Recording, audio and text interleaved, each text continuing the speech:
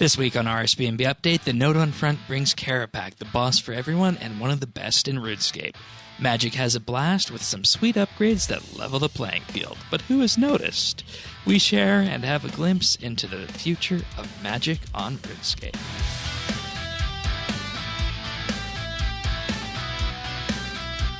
This is RSBANDB Update, episode 840, recorded Thursday, July 29th, 2021.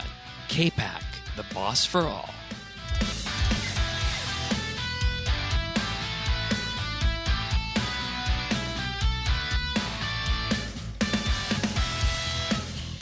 Hello, everybody, and thank you for joining us for another episode of RSBANDB Update. This week has been a week in terms of RuneScape PVM things that I never thought I'd see myself getting involved in. And, of course, we're talking about the release of the first front of the Elder God Wars dungeon, the Nodon Front. Tannis wanted to be here for this episode, but he appears to be coming down with some kind of throat impasse, and he's barely able to talk at this time. So he's not here, but nonetheless, joining me on this episode, going from top to bottom on my alphabetical list, is David. Welcome aboard. Hey, how's it going? I like the word impasse, by the way. Yeah, it's an impasse preventing him from speaking. Thaxi is also here, who you might remember from our Emerald Bolt special. Welcome back. Hey again. And, of course, Zant, one of our longtime friends here at the podcast. And I wanted to have you on this show because I know you're just returning from, getting back into PVM. But I also wanted to hear what you have to say about the environment of this place. So we're going to just have a huge, nice discussion on everything Kerapac related this week. Next week, we will be focusing on the Slayer mechanics and anything else that we might be able to find inside the Nodon Front, including potential very rare lore books of people, as people have said, all searching around for that. But nonetheless, hopefully you guys enjoy this fun little episode that we're about to put together. And I think we're going to have some wonderful discussions here about this boss, because everybody in this podcast so far has managed to kill this thing, at least on normal mode. And that's saying a lot for me. I don't know what your abilities are, Zant. What was your go-to PVM back in the day? So, back in 2010 era, around then, I used to do solo necks before EOC came out. So pretty high tier. But then I'd kind of just quit for a while when I went off to college, right after EOC came out. And I just never really got back into it until recently. All right. And of course, you guys all know what David does. Lots of. Wait, did you do the melee blood phase method, or what? How did you? I did at one point. I do remember that. I think I did mostly. Yeah. Gosh, I don't remember. I think I did mostly range, but I remember there was a time when you could stand in a specific spot on the ice phase and just completely ignore the ice prison. I can't remember what style that was with, though. It's too long ago. Of course, we're talking about one God Wars dungeon here, and this goes all the way back to God Wars 1 Nex. And I think this discussion on Nex is so important because everything that we've been involved in this week has built up from that, from God Wars 1 to God Wars 2 to the Elder God Wars dungeon. And overall, I have to say, going into this, that I was surprised that I actually wound up enjoying this thing, but more on that as we get through it. What we're going to do here is we're going to talk a little bit about normal mode, then hard mode, and then go into the rewards, which of course everybody wants to hear about. But if you want to follow along, you can find full show notes at update.rsbnb.com or join our Discord as well, rsbnb.com/Discord. Okay, so Zant, you've returned from this, and obviously you don't do PVM that often these days, right? I do Reapers every now and then. Okay. And sometimes I do a Raxor. All right. Were you surprised at how easy it was to get into this? Actually, yeah, and especially after my experience with Raksha, which I still haven't gotten a kill at yet.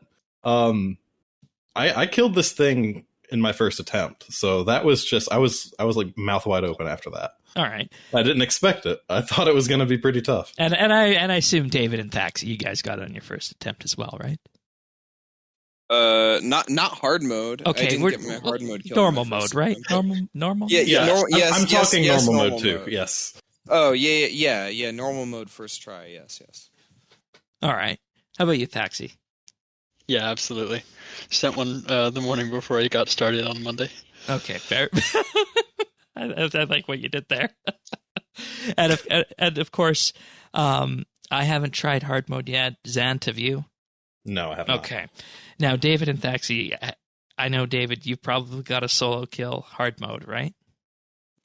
Yeah. I got a solo on my second try. Oh, okay. But I didn't do it without knowing what was happening. I Sure. just asked people and asked people how to do it, and they just told me how to do it. So I didn't get it second try blind. How are you finding hard mode, Thaxi? I am very happy in trios. I think I could probably pull off a solo. I'm pretty confident in my ability to use defensives and to stall out things if I need to. But all right, yeah, it would be a struggle for me for sure.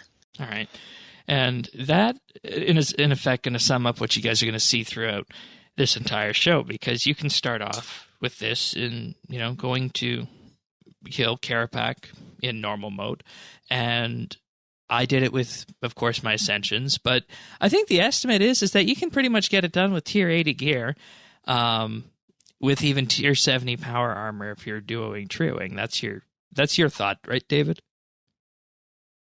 Yeah, I think tier 80 weapons, tier 70 power armor is totally sufficient to do the boss in normal mode. All right. Where are you two? And you could use those emerald bolts that he told you about. that's what I've been using. Where are you two, Thaxi and Zan, hovering at in terms of the equipment level you guys are using for this? So I'm using a set of Pernix that's perked out pretty good, and a set of Ascensions that are also perked out pretty decently. Essence of Finality. I've got pretty decent gear, just not the best. Yeah, and that's really all you need, I think. So, budget high tier, let's call it that. Yeah, sure. And this fight is broken up into 3 phases on normal mode. Kerapac will start off with around 200,000 life points and moves on to the next phase when you hit 50,000.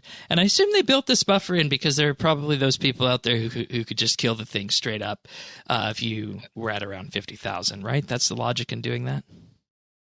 Yeah, and I will also looking at I think Asceritum and Godbow spec I think could do it too. That's it. I also on the topic of gear that people could use for this, just a quick note that if you have the magic level to use the new magic spell Reanimate Dead, and you're wearing a full set of magic tank armor, which, just as a fun fact, for no apparent reason, the Ancient Cloak item from Treasure Trails counts as tank armor for magic. Huh. It's that and the Third Age Druidic Cloak, and nothing else. Interesting. The Ancient Cloak and the Third Age Druidic, yeah. So if you're wearing those and you're wearing even no shield necessary, but just 5 pieces, glove, boots, you can reduce his damage completely to about 75 to 150 if you're praying against the right style.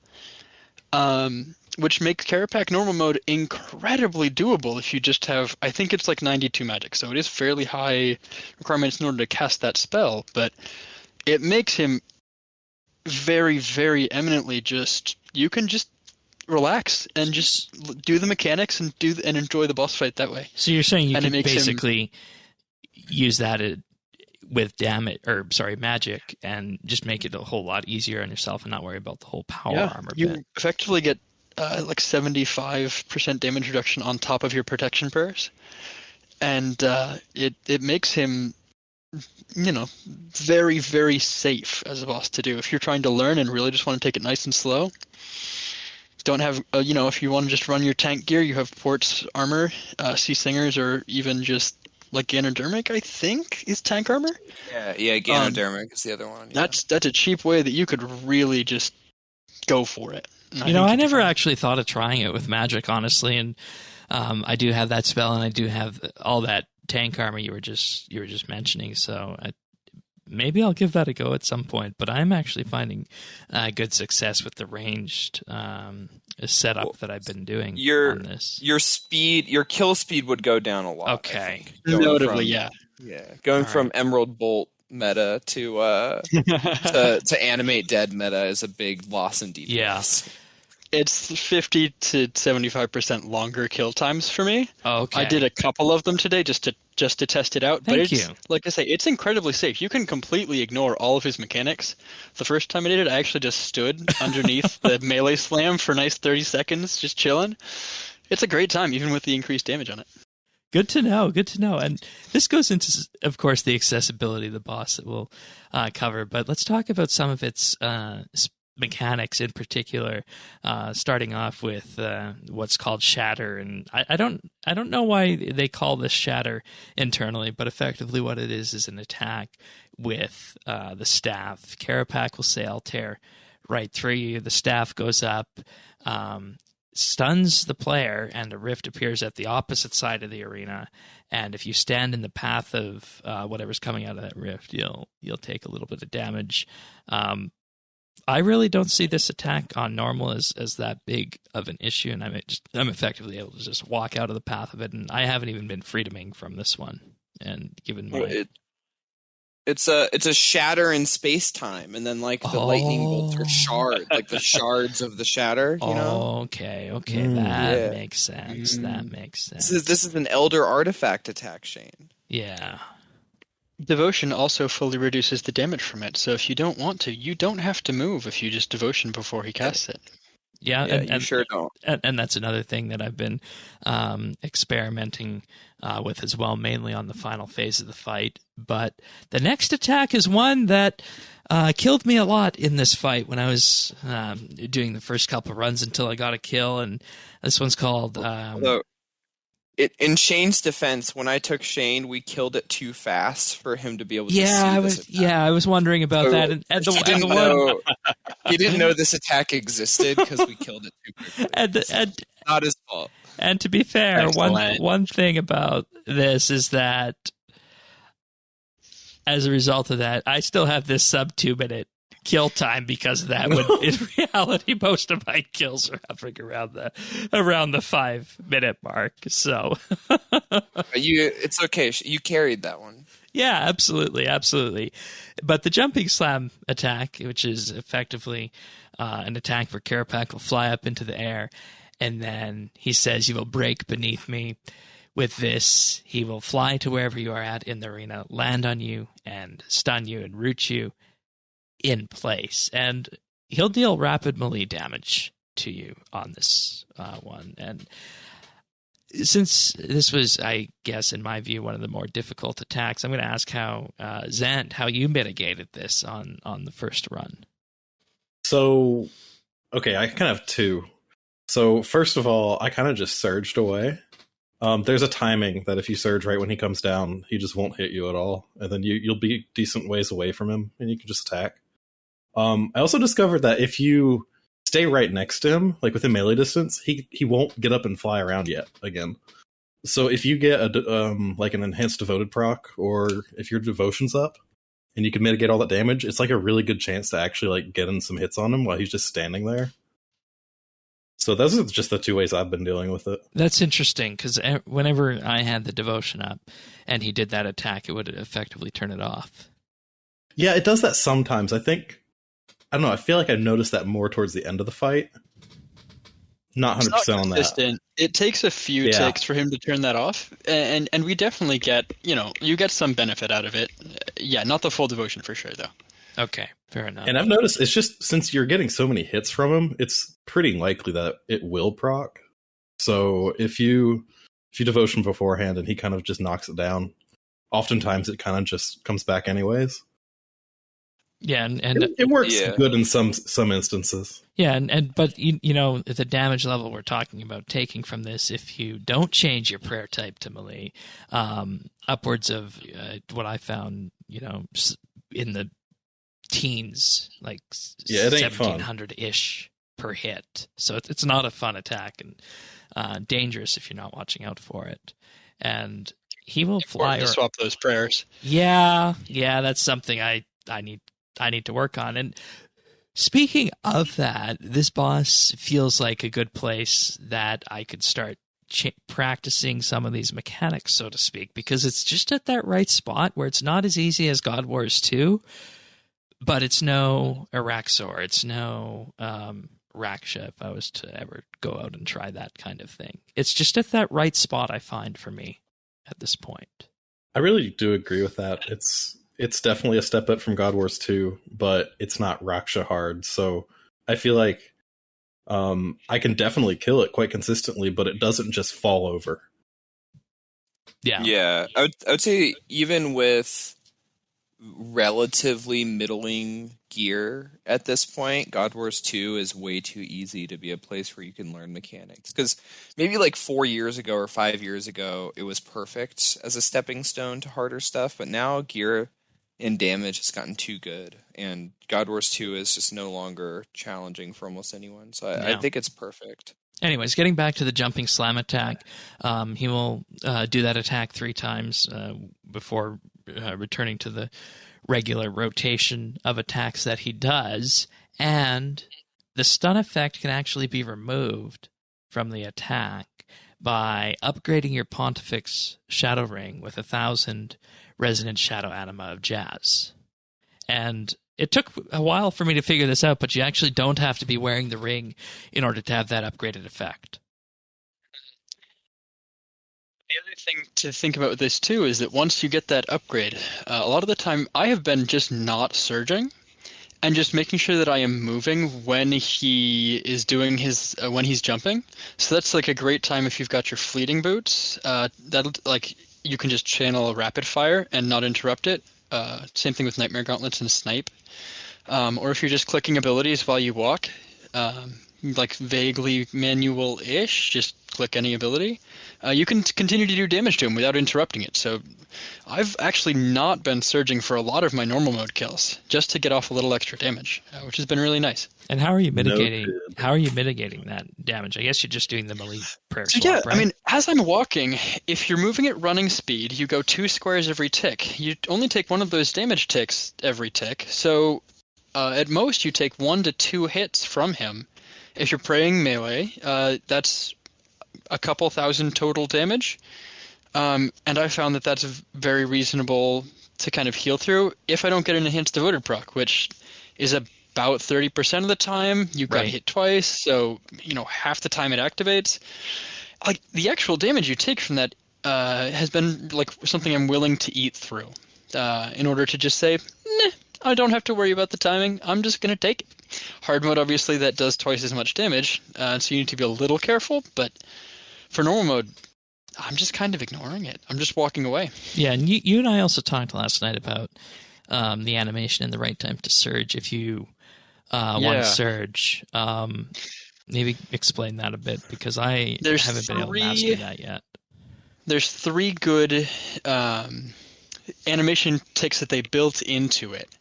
And actually, they depend on what I played around to look last night at what you were talking about. I played around with the visual settings on it. I use a lower visual setting if you don't have your textures on like uncompressed and high lighting detail. Oh. His talons appear much more yellow. If you turn your lighting detail to low, they appear this nice bright yellow color that's very visible. Oh, okay. So the surge timing, the joints in his wings close, which is apparently what they intended us to all to look for, and then nobody has apparently noticed that that's a thing. And you know what the interesting part is? After you and I had that conversation, I actually went and analyzed this thing frame by frame, and that's what I deduced myself as well. Yeah. Oh, that's really good to know. They want you to surge when the wing joints close. So there's that. But also, I believe it's his left leg goes from slightly in front of him, and it goes back behind him. It fully extends back at that exact same moment. And also his toes, those bright yellow talons on a lower difficulty, which is what I've been using, they curl in. So if you have your camera above, they become invisible. So as soon as you see the talons disappear, that's when I surge.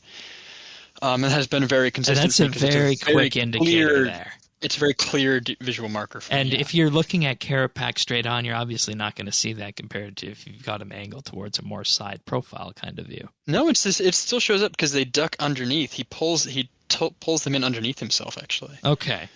So unless you're directly behind him, unless your camera is for whatever reason with him in front of your player model, they do still disappear. It's been very consistent for me. And if Tanis was here, he'd ask, how the hell is somebody who's using a screen reader or a screen magnifier going to see that? Look at the toes. Yeah, but They're really bright yellow. I had no idea this was a thing. I just kind of like memorized the timing, and then after I did that, it was fine. Yeah. But that's very interesting. I mean, Yeah, it's I've been very just much kind of it's going actually- with the feel of it, so it's I good think to it's have an the actual s- cue. It feels like the same timing as Telos to me, actually, and it feels very similar to the timing for Nexus Siphon. If you just get used to the off timings for those, I want to say it's very similar to what I'm used to for those surges. interesting. Don't quote me on that, No, please. no, and you know, we always say we're not the PVM guide here. We're talking about the mechanics. We're doing the rundown of the mechanics, and if hopefully you guys can gain something from this. And the last special attack, which we also didn't see in that very quick run, was the lightning attack, the lightning strike. What this happens with this one, Kerapac will say, "Witness the power of the staff." And the staff rises, and at the other side of the arena, or at some side of the arena, is a wall of lightning appears. Do we know if there's any rhyme or reason to where it appears? You guys can correct me on this. I think I'm just over 60 kills, about 20 on hard mode and 40 on normal. And I have never seen it appear at the closest wall to me if I'm within a couple squares of it. It seems to never appear directly on top of you. It can't appear directly on top of you. They're talking about doing it where it like always goes diagonal from, like making it more consistently predictable. But yeah, it won't ever if you're next to a wall, you will never just get insta killed by the lightning. The other thing that I haven't seen people talking about is that you do get one additional lightning wave per phase. So on phase 1 you get 1, on phase 2 you get 2. And the previous phase's lightning will always go the same way. So your lightning on phase 1, if it goes from south to north, in phase 2 you'll get a yellow time lightning that goes from south to north, and a green new lightning that goes in a different direction. So if you are in your magic tank armor doing a really nice slow kill, and you see your waves in the first 2, you know where those are coming from in wave 3, so you can be prepared to surge to avoid those, and then you surge the green one. The math, or the tech on this is that if you cross each wall once, you won't get hit by any of them. Yeah. You need to cross each wall an odd number of times. Yeah, and surge helps with getting through it quickly. And it's important to note that it looks like there are gaps in the lightning that you can walk through, just like you would try and do at the QBD, but that is not the case. That doesn't happen.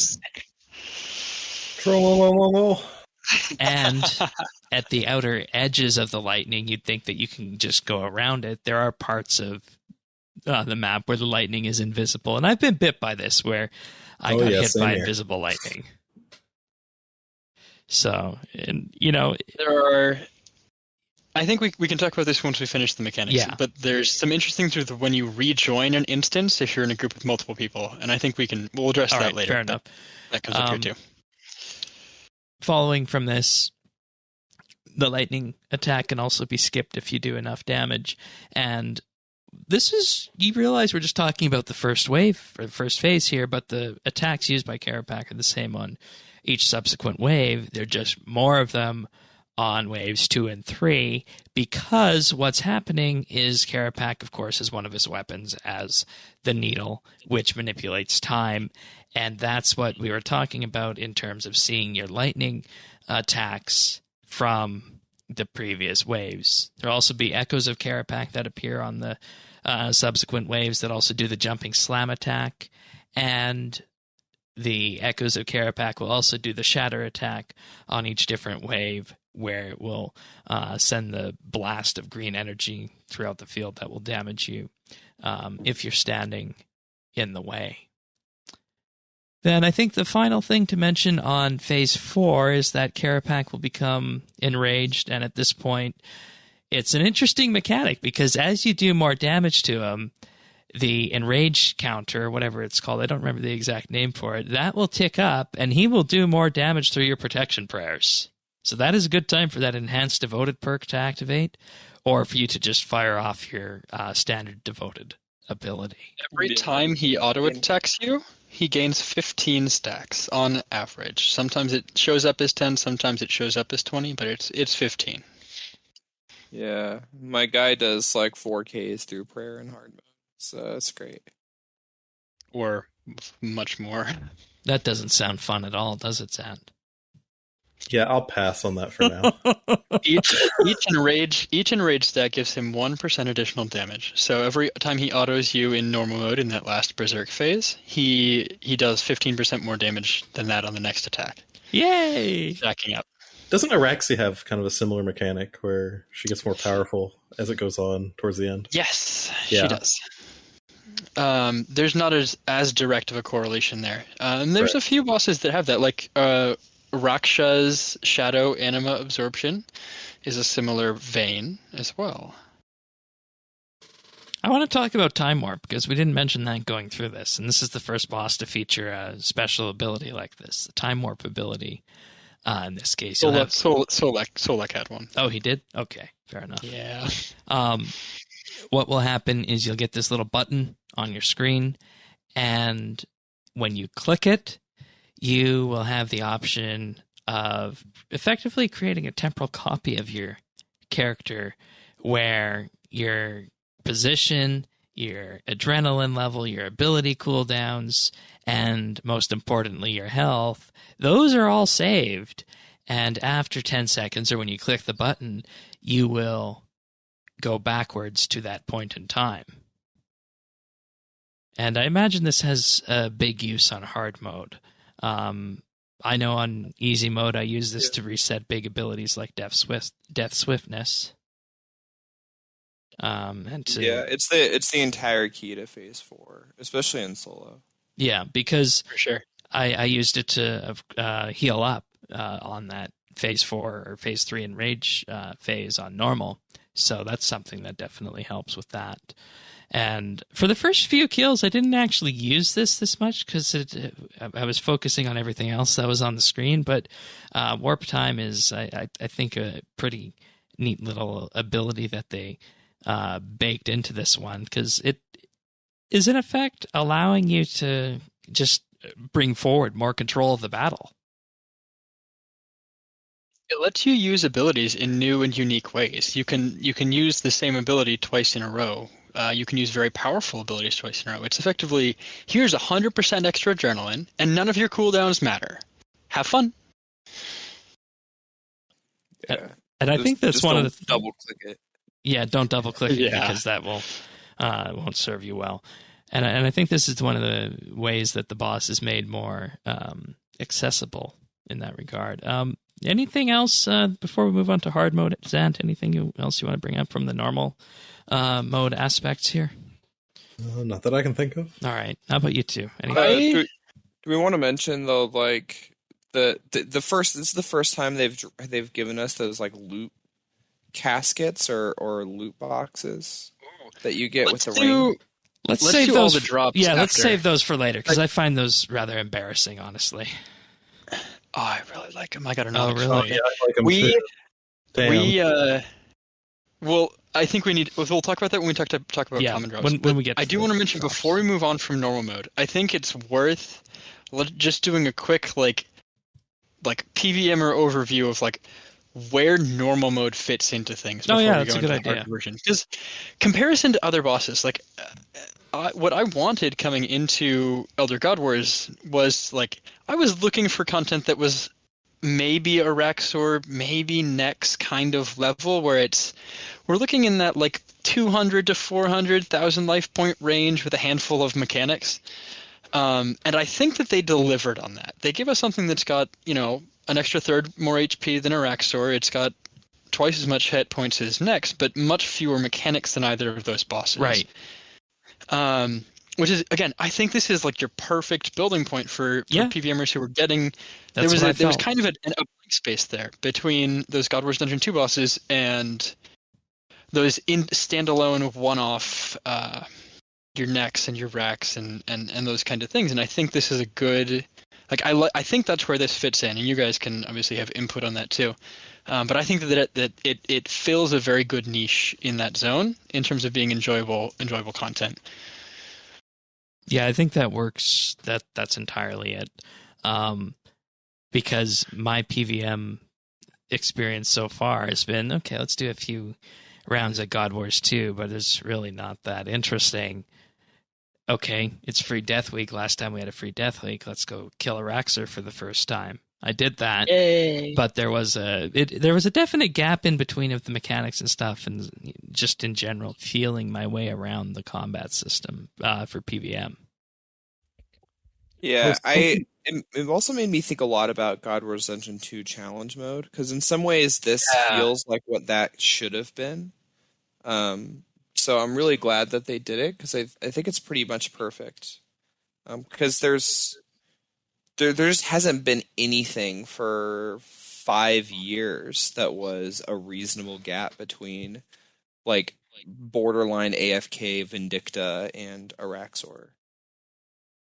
Good mid-tier boss is what we'll call it. I also want to make a comparison, and this is absolutely the lore hound in me coming out. This feels like Nomad to me.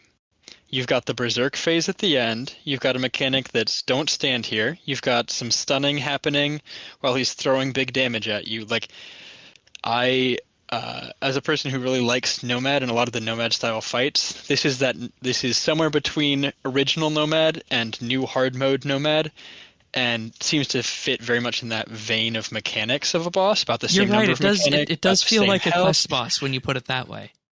I like it. It gave me real big heavy Nomad vibes, and I'm a big fan.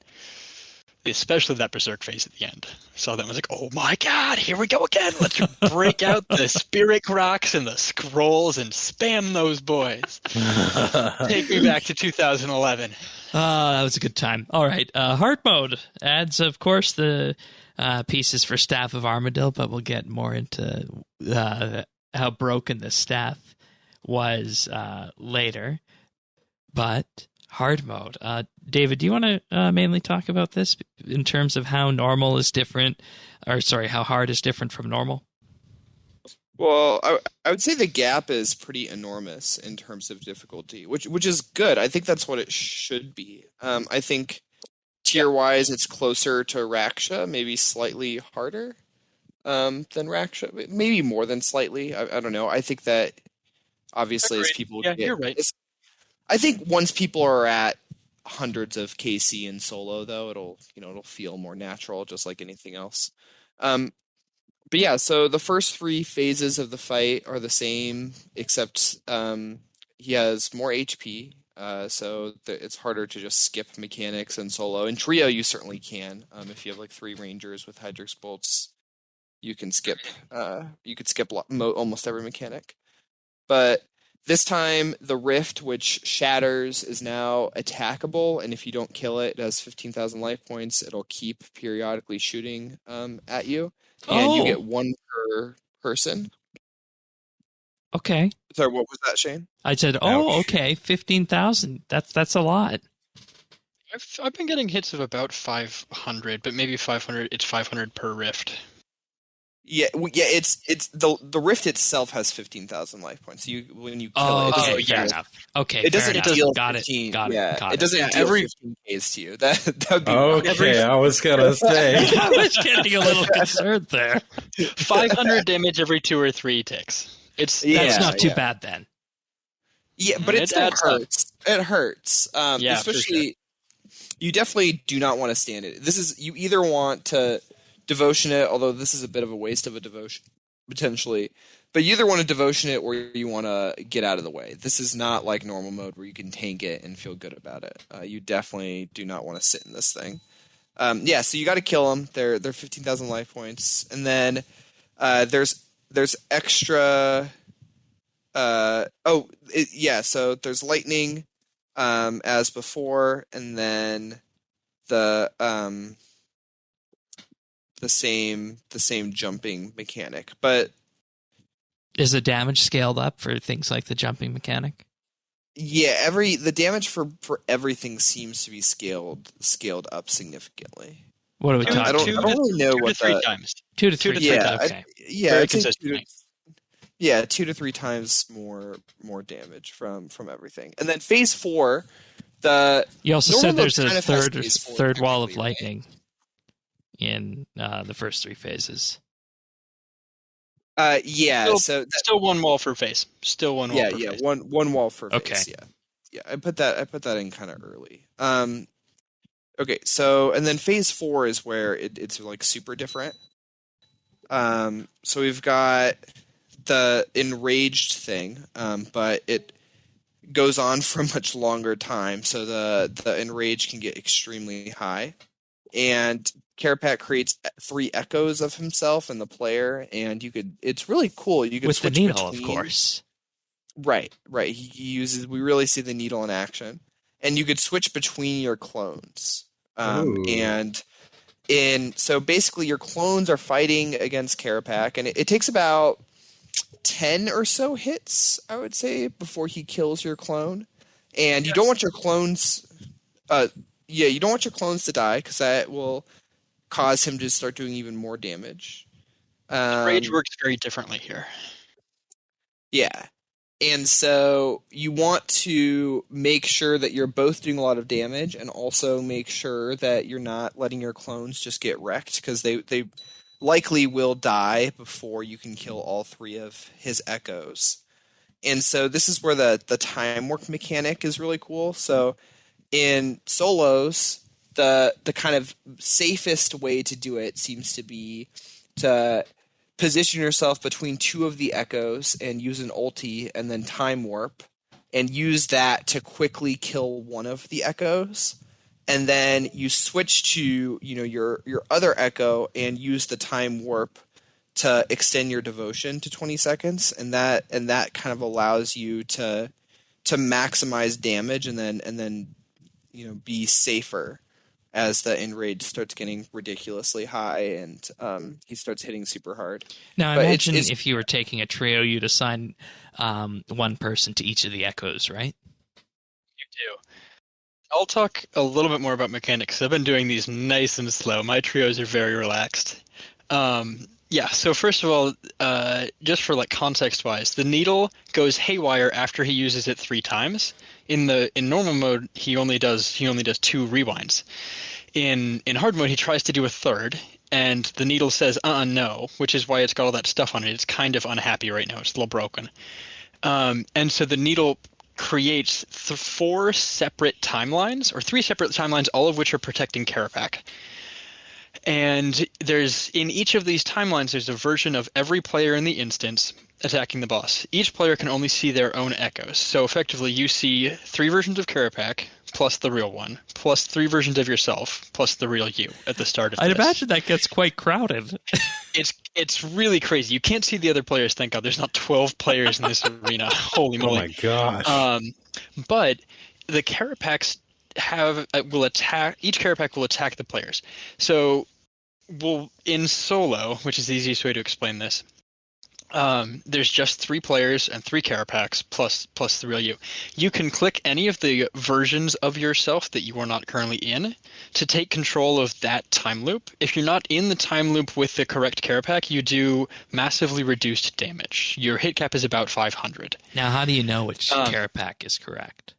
They're directly adjacent. They'll be attacking the echo that you're on. There's a south Kerapac and west Kerapac and a north Kerapac. And there's a southwest and north player that's kind of nearby them. Right. It's pretty evident that they're attacking each other. The Kerapac is doing damage to the player. The player version is not doing damage back, which is a problem. Anytime any of those echoes dies of the player, the Kerapac, all of the Kerapacs gain 25 stacks of fury. So they all do 25% more damage. Anytime any of the Kerapac echoes die, all of the Kerapacs gain 50 stacks. And as soon as the first one of those echoes is killed, the main Kerapac will also start gaining those 15 stacks every attack.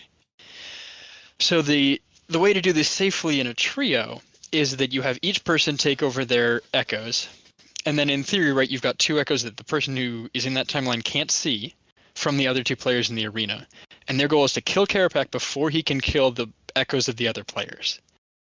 Because if those echoes die, if you get 12 echoes that die, or if you're assuming one player's in each of them, you get 8 echoes that die. You get 200 stacks before you're on the main boss, which is a problem. I'd imagine that's not workable. Shield camping. No, you shield camp. You actually can with a lot of barricade, you can survive that. That's honestly how a lot of my trios have ended. Okay. Fair enough. And part of that too is that there's some issues with when you're re-entering the boss fight, and I think we can talk about that when we finish talking about it. But the way you do this in a solo, let's say, kind of meta-ish, is that you can, when you take the place of the echoes of the player, you gain the health that has. So if it takes 10 hits for that Kerapac to kill that echo, you can enter that echo when it's on 1,000 life points. You got to be really careful you don't get one shot, but then you can eat a ton, and then just go to the next echo and do it, and you'll re-heal them all. Okay. And if you die while you're controlling, you just trade places. And if you die while you're controlling an echo, that is a death for you, right? It's just a death. Okay. If you die, you die. Yeah. Right, fair enough. But if any of your echoes die that you're not inhabiting, it's just 25 stacks onto Kerapac that you don't want to go with if you don't have to.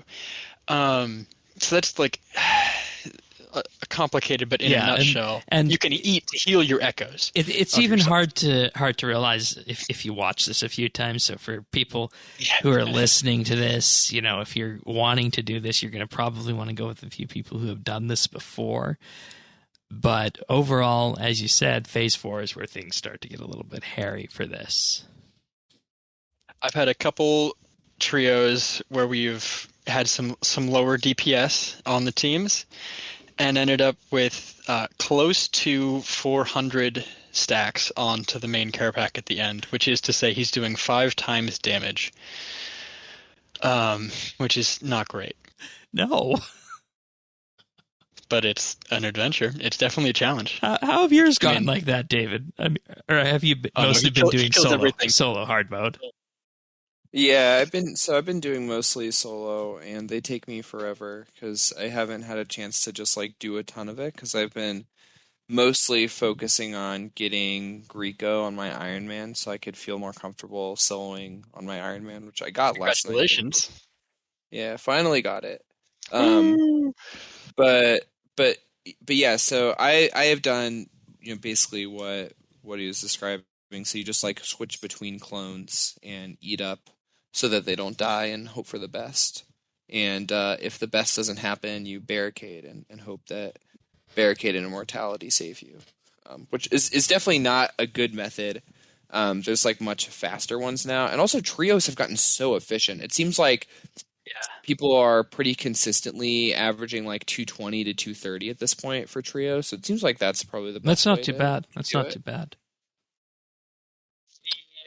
The other thing too is that if you really wanted to, because of the way that the time button works, and if you also have the Raid's armor to reset your defensive abilities, there's a rotations you can use where you're dropping a Death Swiftness or a Sunshine, and also 3 consecutive barricades and devotions. You can effectively be undamageable for about 90 to 100 seconds. If you really wanted to, which is kind of what makes this doable given the really high damage numbers. And here comes the power of time travel in RuneScape, and there's always a question of how it turns out time travel is really, really good. Yeah, and the book that lets you time travel is also really good. We'll talk about that later. Anything else on the hard mode mechanics without getting too much in the weeds, either of you? That's all of it. That's everything. I would say it's a place worth using Hydrix bolts. You get a lot of them back anyways, so I like them especially in Death Swiftness. Yeah.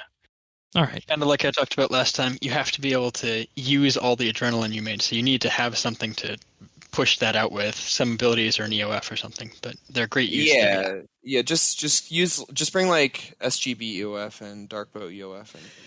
These words he's speaking, folks, means that you want a Saren Godbow and a Darkbow in an Essence of Finality, which is the item that came out last year, in August, actually, that allows you to... it's been a year? Yeah, it's been out for a year. That's wild. I feel like it was yesterday. I can't believe that.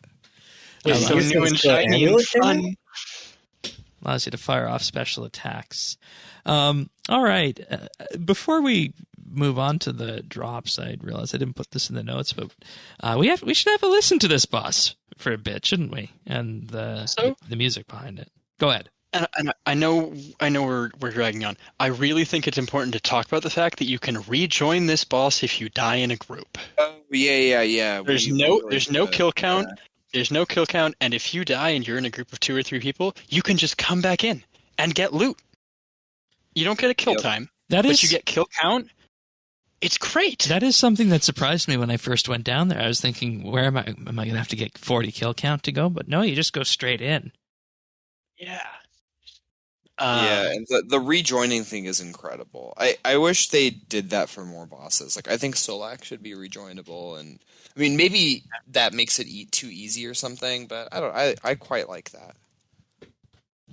I also want to just mention a couple just off the cuff things, Please. which is he's unquestionably and without a doubt the best place in the game to use Ruby Beckermanal bolts, especially normal mode, because he never falls below 50,000 HP, so they are almost always the most efficient bolt choice for damage. Because Ruby bolts fall off when your target has low HP. And so since he doesn't get there for the first 3... They're better than the poison bolts? Yes, they will be 3 to 4 times as much damage increase as the poison bolts. I don't think they rival Hydrix bolts if you've got the full setup, but if you don't have that full setup, they should be a 15 to 20% or 10 to 20% damage increase. Lower damage if you are a person who does more damage.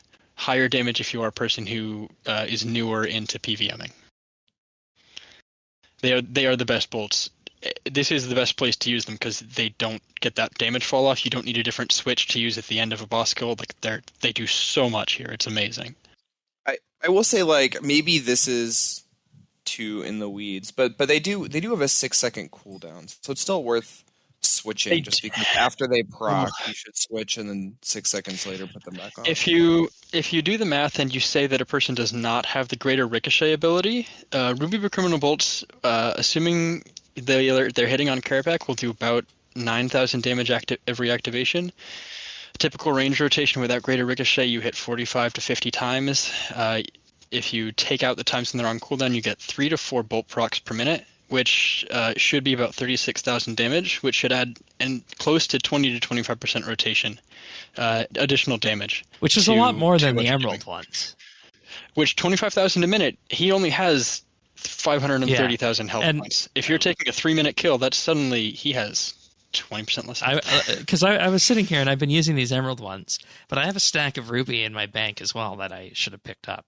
So plus those 10 and 12k hits are just satisfying. Yeah. What ammo have you been using, Zant? We should have asked that. Yeah, I've been using rubies. Okay. Love my rubies. And then the Shadow Ring, because mechanics for the boss. I mentioned that. We have the quest locked. We have quest locked, making the boss fun.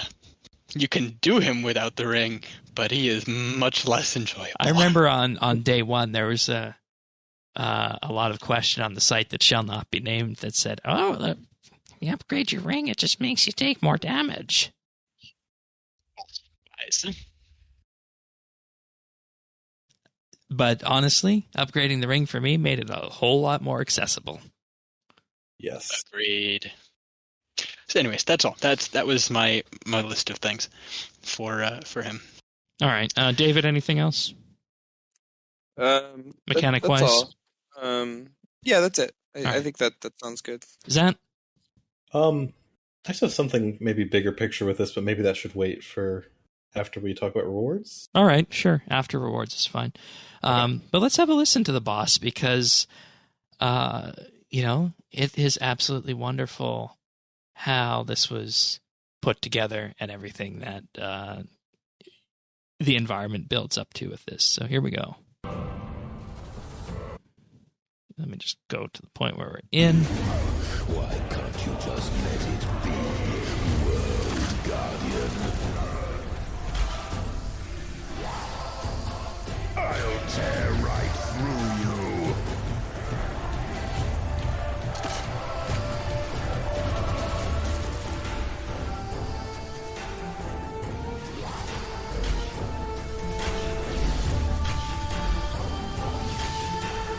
I will put you in your place.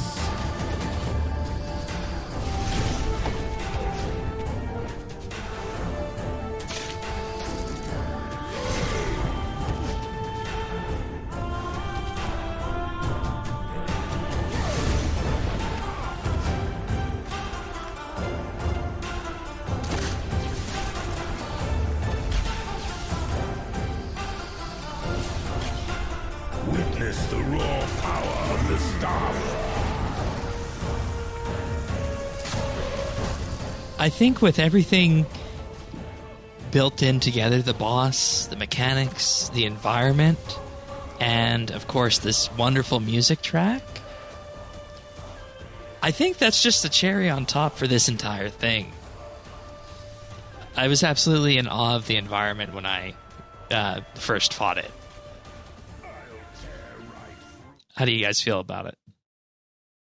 Yeah, I think it's really nice. We get to see what it's like inside the Coliseum that we've saw before. And I think it just fits really well. Feels very appropriate. And actually, my question for soon is kind of related to that. All right. Well, we'll save that.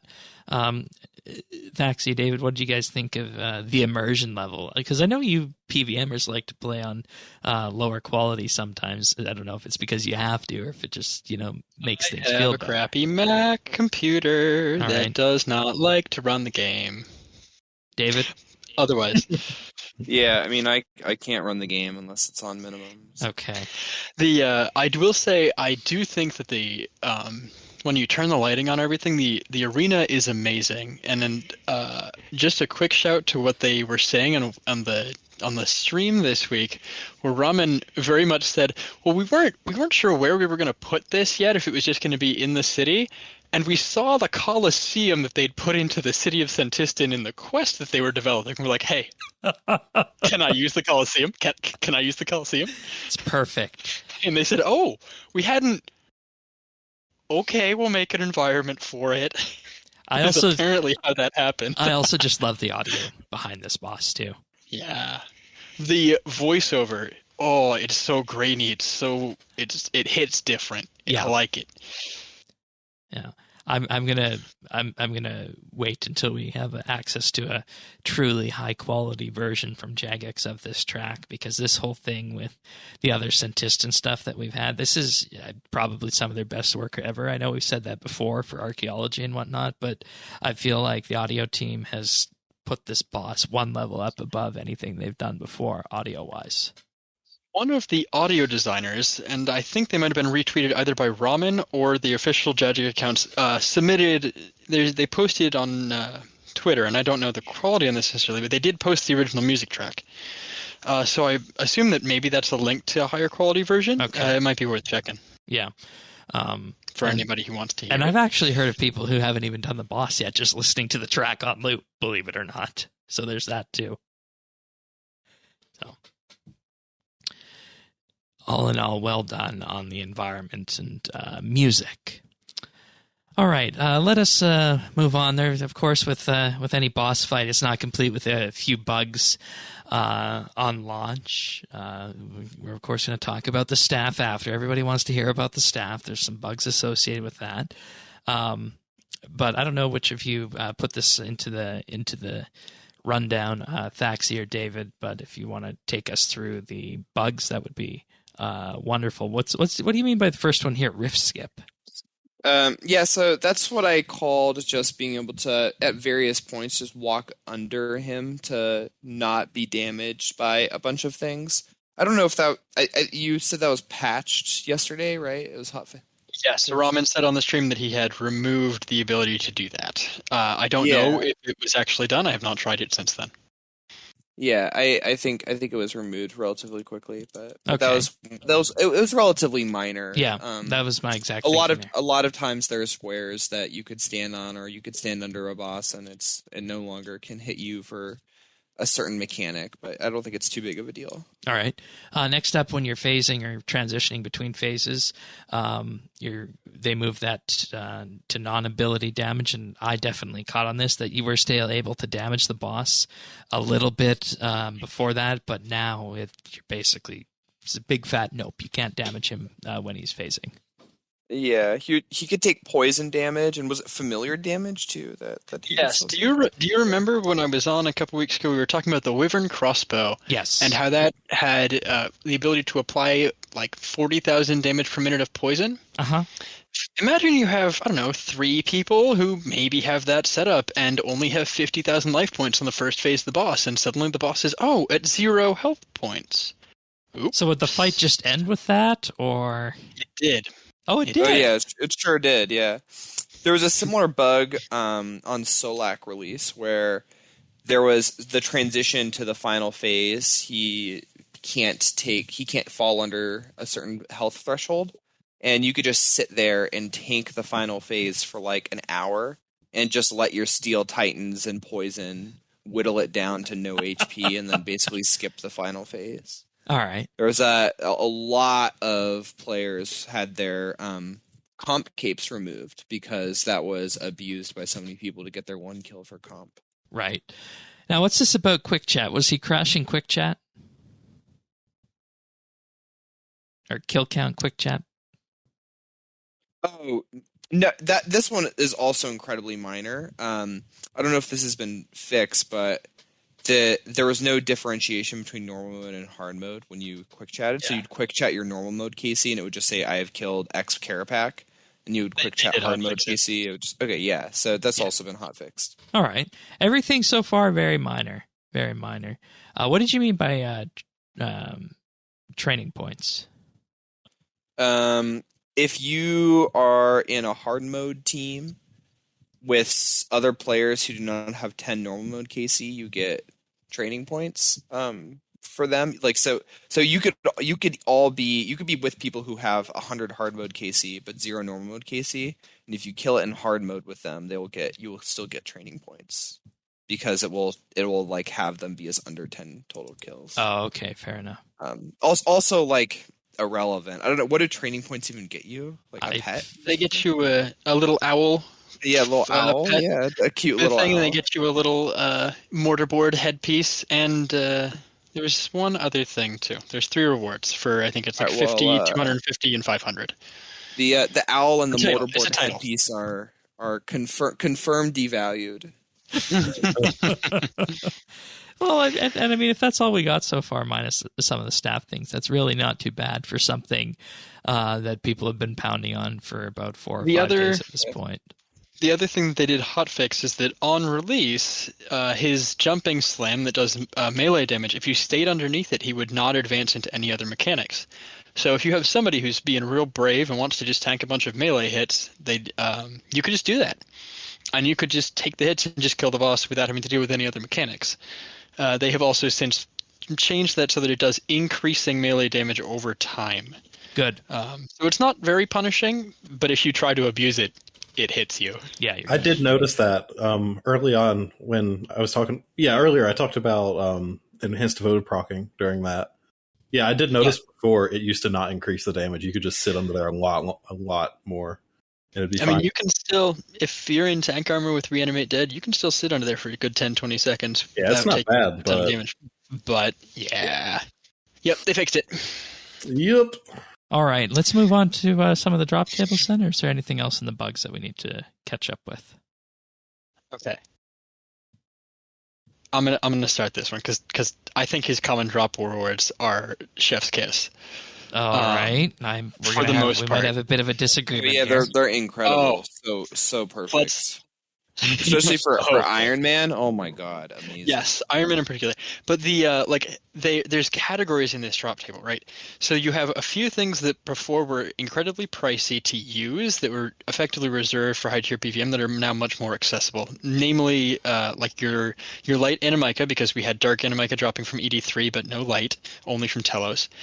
We've got Hydrix tips and adrenaline crystals, which were Slayer, but there was. Go ahead, David, if you're going to say something. I would say Raction Solak as well, but yes. You're right. It's definitely an imbalance. It's solely from high tier PVM, and now you have a. Oh, I see what you're saying. Okay, never mind. Never mind. What you're saying, like I misunderstood totally. Okay, yeah. The dark Animika could come from ED3. That's very much accessible to everybody. But the light Animika were much more expensive, which is odd because you need one of each to make the bars. They were much more expensive because they only came from these high tier bosses. So I think this is a good drop. So I'm going to rain on your parade here, and I'm going to say that I'm still not convinced that we need to have things like Stone Spirits dropping it all from PVM. I think we're going to get to that too, because that's skilling supplies being dropped from bosses, and that is another conversation. And, but the only skilling supply on the main table is that Animica. And I don't think that's true. Interestingly. All right. But okay, so I've got these categories out. So we've got things that are too pricey, things that they just introduced. You've got some prayer XP, alkaballs, and skilling supplies. So second category, things they just introduced, cannonballs and soul runes for the new spells. Both of those were rising or will rise. Good job putting things that are going to rise on a drop table. Personal opinion. They've got some prayer XP and new bones. Nice, fun. They'll keep everything because prayer is always slowly rising for whatever reason. That's a good thing that's going to go down a bit. So alkaballs, right? We've got your salvage. You've got your battle staffs. Why fire battle staffs? I don't in know. This case, which is a weird choice, honestly. Yeah, do air. Give me air for this. Give me. The whole theme is fire, though, right? Like the theme of the Nodon Font is fire, isn't it? That's supposedly true. Joss is the fire god. Wen is the water god. Bick is the earth god. I mean, they're not. This is not in any way what they stand for. Joss is the god of progression. Yeah, supposedly. That's right. But so they're trying to avoid that. But why fire? Who knows? The reasons. I mean, they should hold value, I suppose. As long as all 4 bosses don't drop them, I think we're probably fine. Yeah. Maybe they will, and it'll just be like everybody knows this is the thing you elk. So my big concern on that drop table, that what we've talked about before, is the soul runes and the light animicas. So the other things the last 2 things we haven't talked about that drop are dragon hide and dragon stones. Both of those are crafting supplies. They are skilling supplies, and that is basically their only use. Wait, I have a question, Shane. Why do you think that? Why is that bad?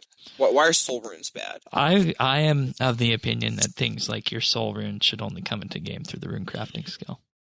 But soul runes only come into the game through shop runs. They don't come into the game through rune crafting skill. I know. Like I'm just saying it should be made so that rune crafting is the primary way that. Yeah, in an ideal world, that would require completely redoing the soul altar, because you get so few soul runes per hour from the soul altar. I know, and they were meant to be rare, and that's fine.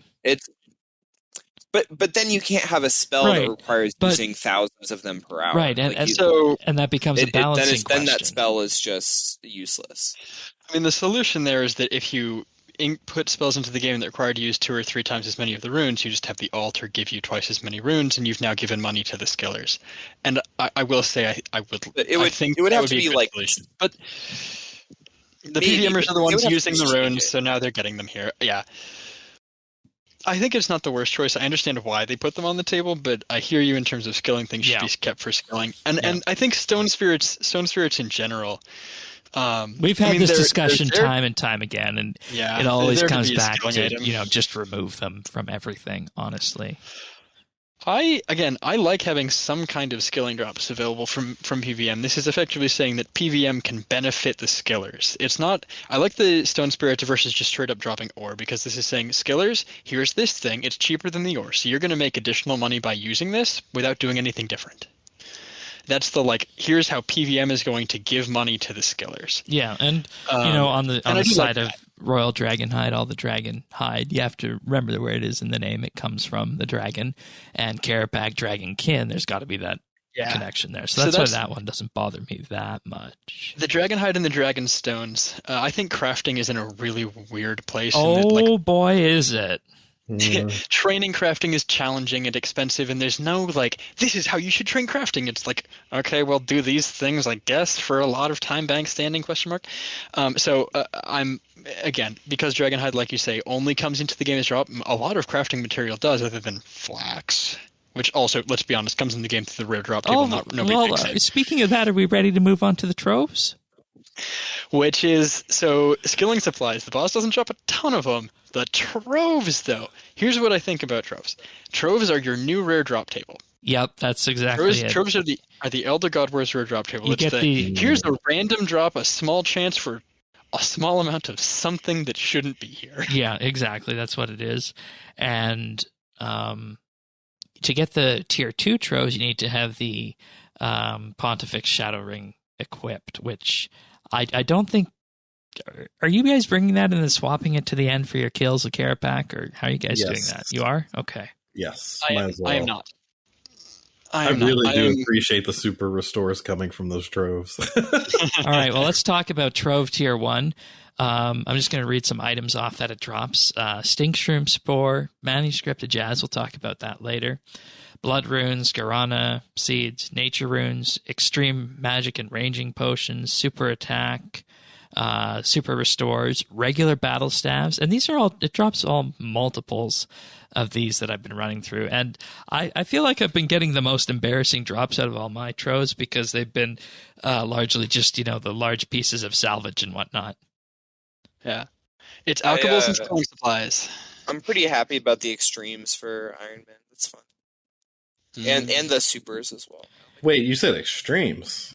Yes, wow. It drops extremes. Yeah. I mean, I assume it works like Araxor, where you have to have the Herblore level to get it. But yeah, it drops extremes. Oh, that's just nice not have to make them all the time. Yeah. Again, it drops things that are those like extremes, fairly exclusively skilling supplies. You've got some Herblore stuff in there. You've got some crafting stuff in there. The other fun stuff that you're going to see from this is diamonds, dragonstones, and potentially onyx. As I was saying, also, there's a chance of getting 200 flax from the Tier 1 Trove. I wouldn't mind 200 flask. Yeah, so would I. I had flax. Hydrix Bolt Tips again. That's making an appearance, of course, after our discussion on how PVMers use those. But it's just costs you an arm and a leg to use. So I mean, if you guys want that, sure, go for it. And to not cost an arm and a leg, and they are working on that, and I appreciate it. What I'm seeing going up from hope if they do 4 bosses, I hope Hydrix comes from all 4 for sure. So I agree. What I'm seeing going up from Tier 2 from Tier 1 to Tier 2 on the Trove, it looks like the drop table has just been refined a little bit, and some of the lower level things aren't there, like the diamonds aren't there, for example. The flax isn't there on Tier 2. The runes aren't there on Tier 2. Quantities are tweaked. The quantities are higher, yeah. Overall, they seem to be like 50 maybe-ish % more money on average. I've been bringing the ring for all of the slaying that I've been doing, because the Slayer creatures shop them as well, and we'll leave that for another podcast. But I've not been bringing the ring. My inventory has enough things in it already for the actual boss. Yeah. And, I mean, I honestly feel like with the Trove, you can take it or leave it. It's not like you're going to miss out if you don't have the Tier 2 equipped. Tier 1 is perfectly good enough, I think. They are not economy breaking. All of Kerapac's main common drops are much lower in price other than the alkaballs, which is fine for me. A lot of those things were either overpriced or had some things that it's good that they're being used, so they're coming into the economy. The troves are very much like, here, we're going to sprinkle in some other stuff you might want. Yeah, it's just that little bit on top. That makes sense. All right, well, let's talk about things that are shooting up in the economy and probably do need to shoot up based on how it's going to work number-wise. Of course, one of the main things that Kerapac was advertised to drop was the greater concentrated blast ability, upgrading concentrated blast from its regular version. And we were talking a little bit about this in pre-show, and Thaxi, again, you feel like this is a dark horse and that people really aren't appreciating it to the level they should be. Oh my God. This thing is... Honestly, I do believe that the math shows that this thing is just dumb power. It's silly. It's silly how much of a buff this is and how much it doesn't seem like one. Yeah, because the community hasn't been making a huge rumble about it, which, if it's the way you describe it, then they should, but I think that's just the classic case of people with their heads in the sand and stuck in their ways. The staff alone, upgrading from a tier 92 to a tier 93, tier 95, you get about 3% extra damage. The special attack is a lot, and is also very much in flux, so I'm not quite sure where to put that. If we put that aside for now, this is by far, unquestionably, without a shadow of a doubt, by several times the largest increase, the largest buff to combat of any of the things that this drop. And you're talking greater concentrated blast currently. Absolutely. Okay. So now let me just read on the tin of what it does compared to regular concentrated blast. And then I'll do the under the hood. 70 to 290 total ability damage over 1.8 seconds, up from 48 to 246% over 2.4 seconds. And for every channeled hit, gain 5% critical strike chance on your next ability. Right. And at first blush, that sounds okay. We get an average of 33% weapon damage when we use this ability. Okay. The hidden thing about this that is incredibly important is that 1 tick less time frame. Yep. And here's so the way that this works. Firstly, it is still a channeled ability, and like most channeled abilities in the game, when you finish the ability, unless you immediately attack the boss, or you are on full manual, or you queue another ability to fire, you will have a 1 tick gap. And again, people are saying 0.6 seconds, what's the huge deal for that?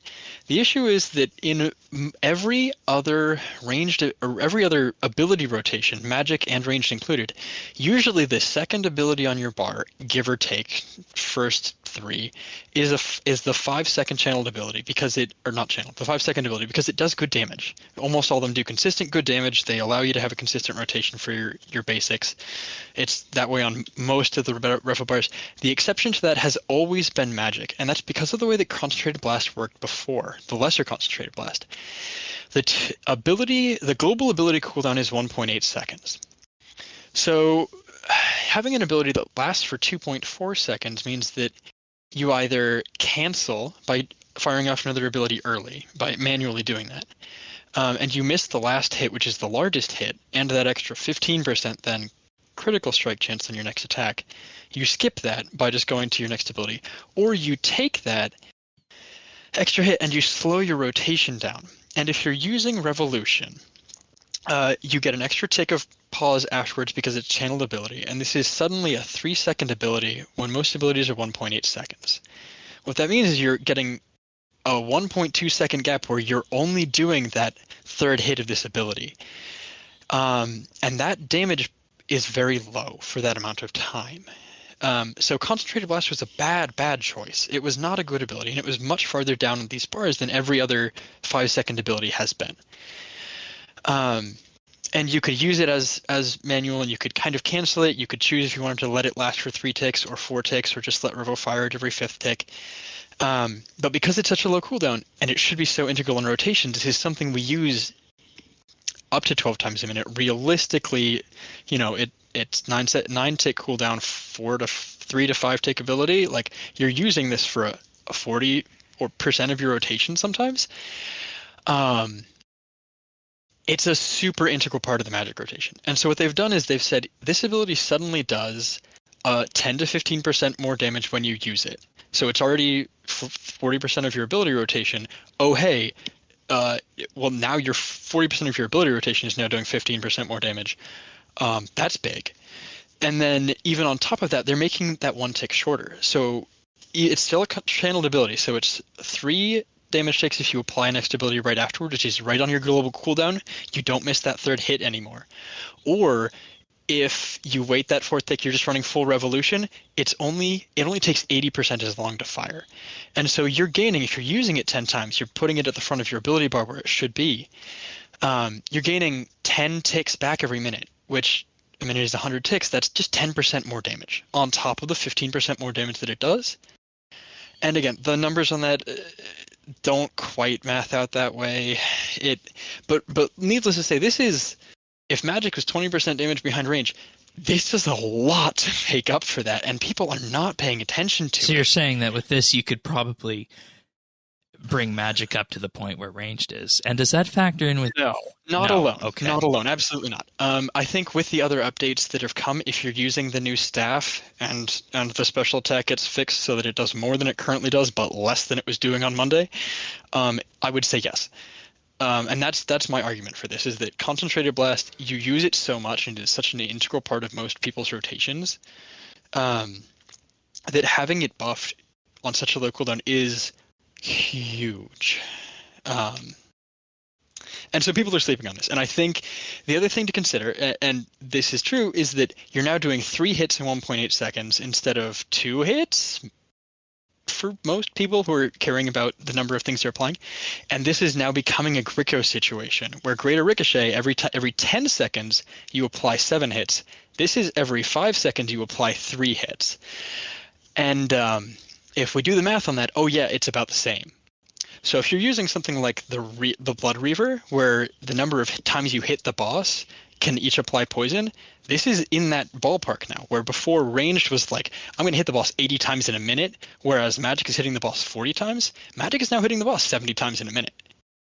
And that's a lot, and that will do a lot of damage. How does it work with stacks from the new spells? Do you get 3 stacks? I believe you should, because channeled abilities for range will give you a stack of they apply criminal bolts on hits, apply on channeled ability hits. I'm gonna go try it on a dummy roll. I believe you do. I did some runs with Kerapac today earlier, and I bought this last night, and I was just racking up those rack stacks. I am fairly certain that that it will give you 3 full stacks of that in a single global cooldown every 3 seconds, and each of those can apply poison damage, which 20% chance with Cinderbanes means you've got 24% ability damage just in poison damage. Like, there's a lot of things that add on top of this stack after stack after stack that, like, there's 2 ways that damage is increased in the game. It's a flat damage increase, like your skirmishes that say you now just do 6% more damage, have fun. And then there's these like insidious, every time you hit something, you apply 8% ability damage. You apply 5% ability damage. Like with the Reaver, with the Blood Reaver, oh, you're going to hit the boss again. So what I'm getting here is that it's not it's just like with the Emerald Bolt discussion, it's not a matter of itself being that far ahead. It's just when you factor it in with everything else we have and everything we've been doing, it really starts to add up. I tested it on a dummy. It does give you 3 stacks. Yeah. So it's giving you additional stacks of Exsanguinate, which is 1% additional ability power. It gives you cheaper, all the new spell effects. Like, this does for Magic. This puts Magic in a very similar ability hits on a target per minute as ranged. But the problem is that those don't give you free adrenaline for dumping overpowered special attacks. The problem is that it's literally Hydrix bolts. It's literally Hydrix bolts are just the most overpowered thing on the planet, and they interact with the UFs nicely. But for the average person, if you're ignoring, if Hydrix bolts are still too expensive to use, which they maybe won't be, but this Hydrix bolts aside probably brings Magic. It does a lot to close the gap. This ability alone does a lot to close the gap, and I really think people are sleeping on it because of that. I will say top end Mage gear is still about like a fifth of the price of top end range gear, or a fourth of the price. It's so cheap. Part of that too is the price of Blackstone Hearts are cheap because ED2 is reasonable to solo and ED1 is challenging to solo. Sure, but for general PvM. I was just saying, like, if you're going to try to do a budget setup for high end bossing, Grieco's like 1.6. This thing is like 45 mil. 45 mil. It's 50. I got it last night for 60. I think it will rise. I think people are going to realize that it's busted, and it's gonna rise. Well, and of course the usual caveat is you're listening to this, prices will go up. It only rise if what was I gonna say? It only rise if it becomes better than range, though, because I think that like the people maybe I don't know, they're just it's so easy to just I think people will buy it who want to use Magic.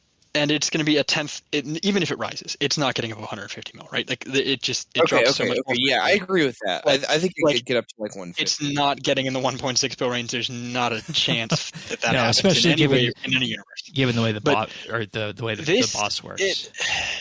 You think about how people are AFK and Gregorovic with a Wyvern crossbow because you're hitting the boss a lot. Magic now effectively has the ability to hit the boss that many times. So with a tier 90 instead of tier 85. And and you lose about 30 hits a minute by not having the Wyvern Crossbow passive. Nah. But like if you add Reanimate Dead on top of this, you're wearing 2 pieces of tank armor, or maybe you're just wearing the tank cloak. Like very suddenly, you can AFK Greg on Magic now because this ability exists. Yeah, this is starting to look really interesting, Zant. So- Any thoughts on this? Because I know these numbers are probably beyond you and me, and if any listeners have questions about this, please do bring this up because we can always come back on this. But I think if I can sum this up the way you're describing it, is that this is an ability that right now is a sleeper, but it has a huge possibility of just making Magic that tiny little bit better, that when you combine it with other things, it starts to become competitive with ranged. At a mid-tier PVM level, this, like, if you are a person who cannot afford Greater Ricochet and cannot afford to use Hydrate's Bolts, Magic is now the best in-slot style for you if you can afford this ability. I feel very comfortable saying that. Do you think it's better than Ruby Bolts at Kerapac? I don't, because I think Ruby Bolts are busted. Ruby Bolts are a similar 15%. That's the problem. Is like if you use bolts correctly, they're just too good. But I think it's very comparable, because I think that this will make, with poison on poisonable creatures, I think this will make Magic do more damage than ranged. I think for Slayer, Magic is now better than ranged. I think for creatures that you don't use Ruby Criminal Bolts on all the time, Magic is now better. I think it is. Magic is already better at Slayer because Chain is so good for so many tasks that are Greater Chain, sure. I mean, and then we get into the point of the discussion where you're going to be spending Fire Runes, Blood Runes, and maybe even Soul Runes to cast some of these things, and that question about the boss drop kind of starts to make sense. Yeah, compared to Ruby Bolts, you're running an accessible setup. Yeah, if you're on the same page. If you're switching from Backromental Bolts to this, it's a cost downgrade. So that thing is that if you don't use Rack, you can make a very effective Magic rotation without Rack in it, and you can Revolution without Rack, you only have to pay the upfront rune cost to get to like 12 casts of Exsanguinate, and then which is what 12 Blood Runes and 24 Fire Runes. Yeah, and then you don't pay runes. So that's the price of a couple of Ruby Criminal Bolts, a couple of Emerald Bolts. And that's really not too bad when you think about it. So, no, I don't think so. Okay. I will say it's definitely interesting. Concentrated Blast has such an interesting history in this game. Like there's so many bugs that were created by that ability at certain bosses like Virago, and then it was a problem and it was nerfs bad. And buffs. It was a problem and it was bad, and now it's real good. All right.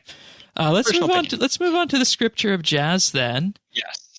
This is the God book, kind of like the old other God books. Has a chance to drop from Kerapac. You charge it with the Jazz manuscripts that we talked about previously. And this is effectively your own little passive time travel device, so to speak, because what it effectively does is it will combine the damage you do over the time that its ability is active, and then it will deal, I think it's 20% of that damage out in one burst after the ability ends, if I remember it correctly. Yeah, and it is capped.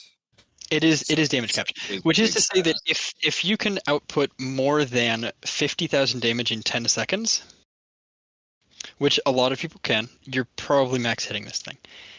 With that said, and I promise this is the last time I'm going to do big math today, this is also being slept on and is overpowered. Kind of. What do you mean by overpowered? Like, it is not better than a Grimoire. Yeah, because it's definitely it is better.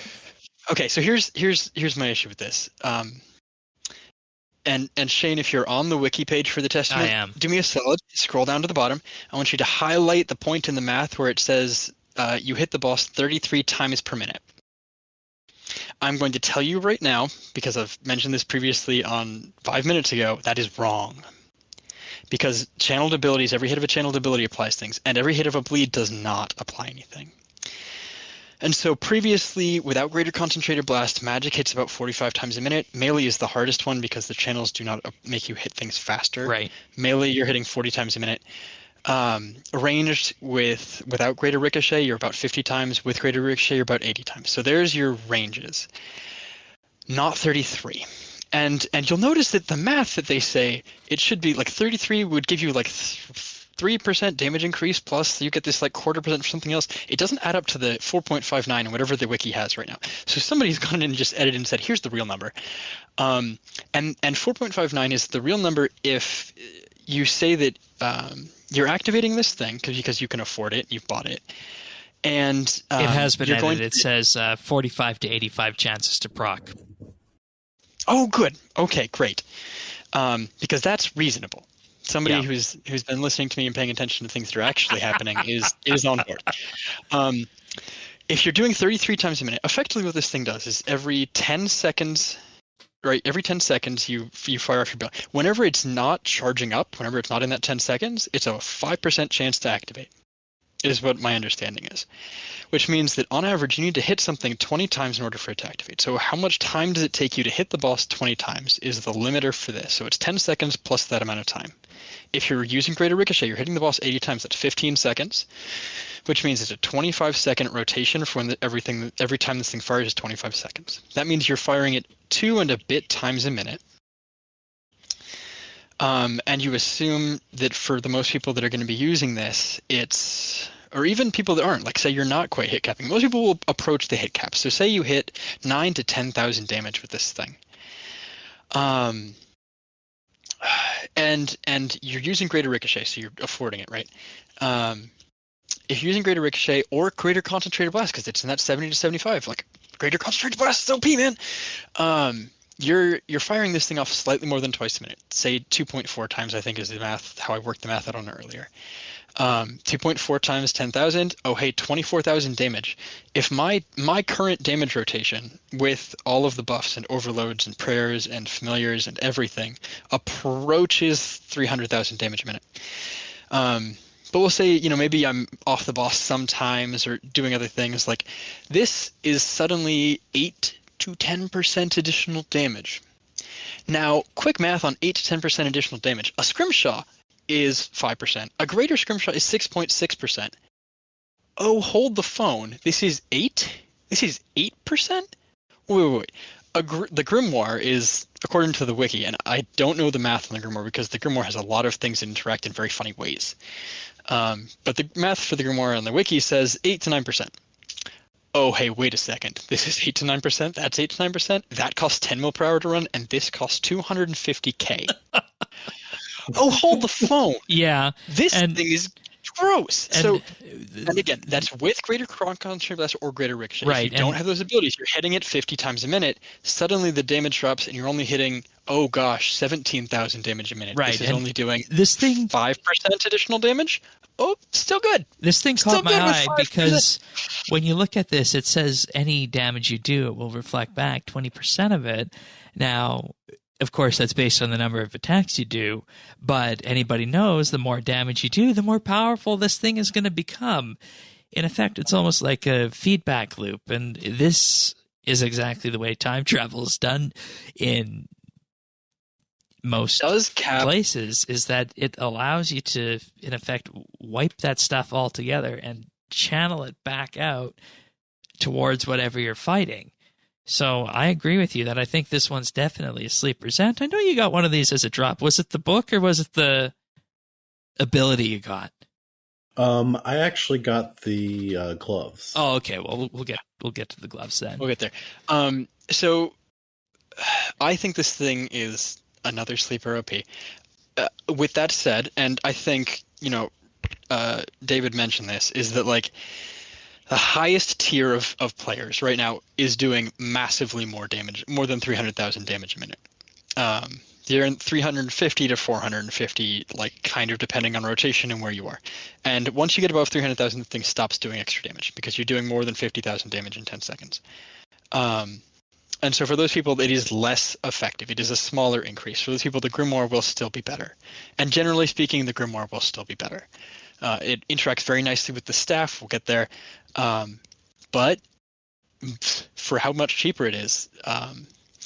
Another thing that I think is being a little slept on, but again, it's only useful if you're in that population of people that's mid-tier, that's Right. not doing redonkulous damage, but has unlocked enough of these ability unlocks to hit the boss a bunch of times.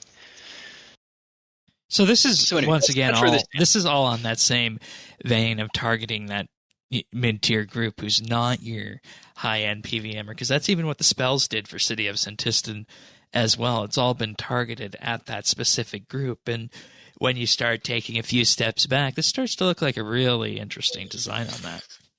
Well, Well, what I it think makes- it's good for everyone though, because Yeah. even high tier Yeah. PVMers need to AFK bosses for their Golden Reaper title. So it's basically like in anywhere where you're not making enough money that it's worth using a different pocket slot item. This thing is worth, and it's also incredible for Ironmen because. Unless you're really into clues, which like some Iron Men are obviously because you need so many EOFs and have to get so many fortunates, but until you go through the clue grind, it can be a struggle to justify using pocket slot items, and so this is pretty great for them. I mean, you got to get the book, but the normal mode boss is pretty easy to camp, so it's fine. And you just get a ton of pages, just like so many pages. This is going to be used by high-end PVMers anywhere they're not going for speed kills or being expected to hold out the highest DPS. This is going to not equal, but approach the Grimoire and be, this is going to save people a lot of money. Do we think the prices are going to shoot up on this? They did. They dropped down to 50 million for a couple of days. They were up to 100 million last night. They're back down to 80 million today. Nobody knows quite what to think about this thing. It's going to land somewhere, but there's enough people doing Kerapac that I think they'll come into the game at a reasonable rate. Yeah. It should be, again, it's not that multi-billion coin upgrade. It's a great upgrade for probably a mid-tier price. So, power creep, but also good. Yeah, and that's how you buff games in this day and age. So let's move on. Let's move on to the gloves right now. Kerapac's wrist straps, magic-based gloves. I do not think this one is a sleeper. I don't know if maybe I'm wrong, but Nope. I think this one is a snooze fest. They're nice. They are. And correct me if I'm forgetting about a glove. They're the best in-slot gloves for Magic where Cinderbanes don't work. I think that so. Having yes, having true, 25% yes. additional damage on combust, regardless of how long it takes to activate. But how long it takes to activate, there's some funny mechanics with that. It technically, the gloves, when you apply combust, something they apply a debuff to the boss that is global, so everybody's combusts now suddenly work, which is really weird to me. That doesn't seem right. Yeah. Well, the way that I understood it last week was that you would have to apply combust, then you could walk your combust, then you could dragon breath, and it would apply the rest of the hits of your combust at plus 25. Or you could just send your dragon breath and then send your combust, and all the hits would hit for 25 without the walking damage. It makes the bosses harder to walk. It makes combust easier to use as an AFK ability. I think group PVMing kind of it should increase overall damage because only one person can have combust on a boss at a time. Single person high tier PVM, maybe they're not as useful because you're walking the bosses. To me, it just seems like this is something you're just going to buy because of the magic stat associated with them in the boost it gives. This is the magic equivalent of Nightmare Gauntlets. It's saying we're going to give an ability some niche additional use and apply 25% extra damage to it. This is what they did Snipe. They instead said, here's Dragon Breath, but also Combust as extra damage. Yeah. That's what this is. Here's Nightmare Gauntlet for Magic. So when your Cinderbanes don't work, here's your alternative potential best in slot situational kind of item. They're cheapest in because they're not as much of a damage increase as the other things. And I bought a pair, and I'll use them sometimes. Yeah, I think that's probably all we need to say about this. That they're not, they don't have as many surprises behind them as the other two. Zant, are you going to use your set, or did you sell those off? Oh, I've already sold them. Okay. Yeah, I don't use magic at all right now. They are tier 85 power gloves, which means they're good. I mean, they're just generically a decent set of gloves. They're going to be, they'll probably fall to a level where they may be cheaper or as cheap as like, your Virtus gloves. You know what the really good thing about this is Sure. we've gone through all the rewards from normal mode, and all of them are going to have a use into the future. And so far at this point, Kerapac is not something you can just sit there and camp like Vindicta. You actually do have to pay a little bit of attention to it so far on this. They're not using reanimate dead tanking, because then you kind of can. Yeah. But things are about to change, of course, with the Staff of Armadil, which is RuneScape's first tier 95 weapon, dropped exclusively from hard mode here with this. It was severely broken when it came into game. Yeah. I think it's an elder artifact, Shane. Why would you not be able to do several million damage per second? It is an elder artifact. If I can't cap out rune metrics at 2.17 whatever mil damage, I don't know why. Why else? It's an elder artifact. Okay, so let's split this apart first. Tier 95, like the staff, about a 2 to 3% boost on tier 92. Yep. Magic based, cool. Of course. Neat. People, from what I understand, you guys still do the swapping between wand and book and staff for the 4 ticking, right? I don't. I'm not sweaty enough for that. Okay. I do, because I've been doing it for like 6 years now. So okay. Interestingly, the interaction on the special with this makes that somehow worse, which is fun. It sure does. All right. So obviously, it's a magic stick. It's going to do damage when you fire off your spells with it. Let's talk about the special attack. Instability only costs 50 adrenaline. Launches an unstable blast at your target. High. That's 50's high. Well, I mean, you could have other specials that cost 100. That's true. So it does 50 to 200% weapon damage, and each time you land a critical strike against your opponent, in the next 30 seconds, your staff will fire an extra spell. Oh my god, this was broken when this Before we get into details. Launched. Okay. I think the intention on this is your Zara's Godsword or your Saren Godbow. Your Eldritch Crossbow, but for magic. This is you get to pay 50% adrenaline once a minute to do like 25% more damage. That's for like 20 seconds. That's where I think they niched this in. And it could also be seen as effectively adding in 4 ticking to the game, because you're firing off that extra spell that you would normally do with a 4 tick, right? And removing 4 ticking from the game. But I'll let All right. David, so you were saying. How do we want to attack this? Because obviously this has been broken. People have done absurdly crazy things. I don't know. Do we want to talk about why it was broken? Yes. Yeah, let's talk about the glitches. They're crazy. So there's like the main glitch is that every time you crit, you get a free auto. But the problem is that every time that auto would crit, every time one of your free autos would crit, that would create another crit. And then that second one could create another one. And so just... Let's set the stage by clarifying 2 things here, too. Finish your sentence. I don't want to totally... Oh, no, that's okay. It basically you just get infinite extra attacks. Let's make this real clear. Those extra attacks are fired off. If you are on Ancients and you are using barrage spells, those extra attacks are a 3x3. They hit everything. Okay, so we put that into the world. Okay, hear me out.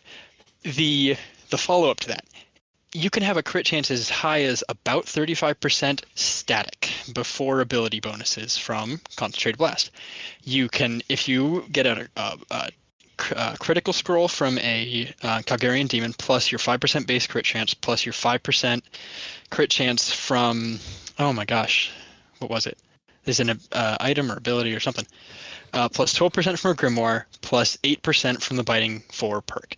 You have 35% crit chance. Oh, wait, what? Yeah, that's right. 35% chance to hit within the top, to do 110 to 120% max damage of whatever you're attacking. So that's cool. Now, there's your crit chance, and this thing hits in a 9x9. So if you crit, it crits on everything. So if you have a 1 in 3 chance, say I don't know, let's just say I'm at Elite Dungeons 2 and I'm killing slimes. I attack, there's 15 slimes around me because they multiply like mad and they multiply on top of each other. In the 9x9 in front of me, there are 15 slimes. I attack and I crit. I have just launched 1 auto attack. I'm in Legacy. I don't need to be in EOC for this. The next tick after that attack happens, I have just fired off 15 additional 9x9 attacks. 1/3 of those can also crit. So we've got 3 more crits on, you guessed it, 15 targets. I now have 45 auto attacks going out onto 9 targets the tick after that. And then, if you just do the lovely math on how many hit splats you've applied, yeah, that's right, you've applied 1,340 hit splats of Barrage Spell to target in 1.2 seconds, and you're in Legacy, so you can't auto attack again for 2.4 seconds. Now, let's and be everything clear. is dead. This is not right. So you could stack things like Next Angel of Death minions that actually did have enough health for this to work, where you've got 5 things standing on top of each other, and just wipe them out in seconds. Yeah. There was a glitch with the other glitch that was present with this was that Onslaught had an issue that nobody ever thought it was an issue, where it basically auto crit. It just said the ability range, the damage range for this is so small that you're always kind of within 5% of the top, so it's just going to auto crit all the time. It's also like there's a bunch of things that played into it being auto crit in the back end, which meant that every Onslaught hit you fired off these autos. And the autos then fired off more autos. And so you could Onslaught something. And remember how Tsunami now only costs 40% adrenaline to use, and the special attack from this only costs 50%? That's less than 100, dog. Tsunami, every time you crit on something for the next 30 seconds, will give you 10% adrenaline. Oh.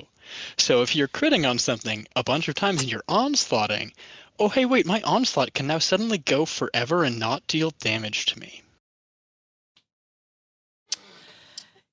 And there we have it. I want to read what Mod Raymond had to say about this this week after launch. He says, RS hotfix. We deployed a hotfix for the Staff of Armadil's special attack to stop extra spellcasts from firing off from non-ability-based critical hits. Non-ability-based critical hits while we investigate and monitor the power level of the special attack.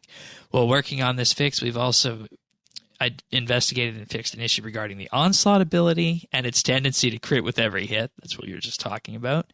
And while we appreciate your patience while we assess where the special attack fits into the power level of the game, and we'll continue to make tweaks as required over the forthcoming weeks.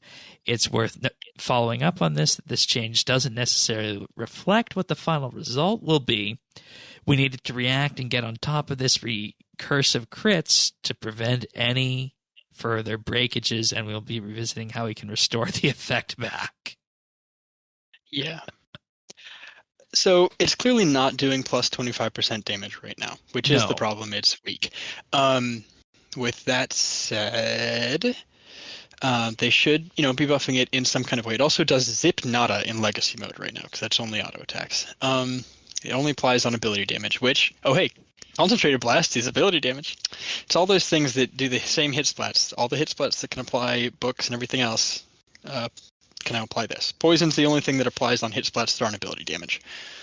And even those can apply on bleeds, because bleeds don't count for anything. Yeah, we could theorize for days about the ways that they're going to change this. I honestly don't think it's worth doing that. And, based on where it came into game, it can only go up from this because, if you put this into game as your first tier 95 weapon and it was kind of a dud, that really wouldn't feel good. So I'd imagine it's going to wind up being more powerful than where it's at right now. I mean, it just needs to be as good as an ECB, and that'll be fine. Agreed. All right. But we will definitely come back to this when it is fixed or they rework the special attack on that. Zant, do you have any thoughts on this weapon? Because I feel like for you and me, I'm sitting here guiding this discussion. You're here as well. But this still feels so far out of reach for you and me. I'm still learning a lot. Yeah. Yeah, and you got to wonder if people like us will actually ever need tier 95s. So, I definitely Also- want it at some point. Yeah. I also accept the fact that it's an Elder artifact that has been broken, yeah. and we put it back, like duct taped it back together.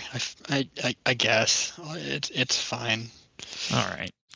Well, Yeah, there's some lore issues there with thing maybe not actually having intrinsic power of its own without the stone, but it's fine. it is what it is. We do have a couple questions, but before we do that, I'll just thank our Patreon supporters for this episode. We're doing our roundtable this weekend on Saturday the 31st at 10 p.m. game time. If you guys are listening to that before that, but that date and time has been posted on the Patreon website. So this week, I would like to thank Amos Reed, a new arrival, Andrew C., Arvids L., Brock H., Kristen S., Chunk the Monk, Cook Me Blocks, Danny C., Diana, Drama Free, Dream Delayed, Duramax, Jade Gizmo, Jason S., Kesky, Lucky Ducky, Nate the Great, Nora, Pernasius, Rastafa, Ren Hawk, Ricky A., Samuel FL, Scott DS, Soup Finder, Stub Eve, The Bears OP, The Naked Captain, The Lion, Tom V., and of course Zant, who is right here. Thank you so much. Hi. If you guys want to learn more about what this is about, check us out at patreon.com/RSBANDB. But put short, we do have a entire back catalog of monthly bits. Those are a special bonus show that we do each and every month. Lots of fun topics. Last one was about mobile. Patreon supporters are currently voting on what the next one is going to be. And last time I looked, it was going to be about the RuneScape first-time user experience. So we'll be recording that one and releasing it in the second week of August because we are partially only here next week because of summer vacations and the like. But you get all that for as little as $1 a month. If you want to go up one more tier, we have a VIP tier for $3 a month where you get special rank on Discord and access to high-quality stereo versions of the podcast. And for $5 a month, you'll receive exclusive access to the clips that we use to make the clip show at the end of every year. So if any of this sounds interesting to you, check us out at patreon.com/RSBNB. And it's worth noting that should Tanis and I ever reach the mystical $500 a month tier, we will subject our taste buds to a whole range of spice, particularly painful as we undertake the Hot Ones challenge. David, Taxi, or Zant, do you guys like spicy food, any of you? Kinda. Okay. Not that much, but yeah, it's pretty good. Yeah, I don't know if I like. I would be crying. Okay. Same. But I do enjoy some spicy food every now and then. You make a valid point. Yeah. If you want to learn more about this, check us out at patreon.com/RSBNB. So we do have questions, and this sums up the end of the discussion of Kerapac really nicely. First one's from Ricky A. He says, I really like that with normal mode you can get all the drops, and I was wondering what are your thoughts are on this, that if on normal mode you get all the drops as you do, but you have a drastically lower chance of getting the tier 95 weapon. Is that fair, or should it stick just to hard mode? And he also says, I've really enjoyed this update, and it's made PVM accessible for a lot more people, and I really enjoy the voice acting and wish this could all go further. Okay, so should there be a tiny, minute chance to get the pieces of the staff in normal mode? No. Yeah, no, definitely not. I don't think it makes sense for a tier 95 weapon to be dropped from a boss where 3 people can basically AFK it with animate dead consistently. Not even that as much as... You go for it. Well, I was going to say, I can imagine a scenario where, I mean, the like ED3 bots have gotten pretty sophisticated. I imagine that people could figure out a way to bot Kerapac on normal mode with 3 people, and I don't think that you should be able to bot a tier 95 weapon. All right. What do you think, Sant? I don't know. I just think by the time someone is going to go for, trying to get that weapon themselves, they're probably going to be doing hard mode anyways. So I don't really think it makes sense to be dropped from normal mode. Yeah, I strongly go ahead. agree with that. I also think it's a question of scale. I have a strong opposition to drops being that level of RNG in this game. Things like the corporeal beast sigils that are 1 in 5,000, 1 in 6,000 from a boss, which is probably what you'd put this at, right? 1/10, if that, of the drop rate from hard mode, or you'll just get more of them out of normal mode than hard mode. That's very Like, true. That's the way math it's works. not something that you can't grind for it. Like, you can't. At that point, it's not reasonable to try to grind for it. It's not reasonable. Like, if you get one, you're lucky. You're just adding a luck roll to the table. And I kind of hate that as a mechanic, that something can be that rare. It's just like, it's a reward for being rare. Like, if an item is designated as, this is a reward for being rare. Like, if you want to throw an LOTD chance, if you want to throw a rare drop table chance on this, go for it. But and it's also kind of like how back in the day, you'd have those very rare shots at getting the half shield to make the dragon square. Yeah.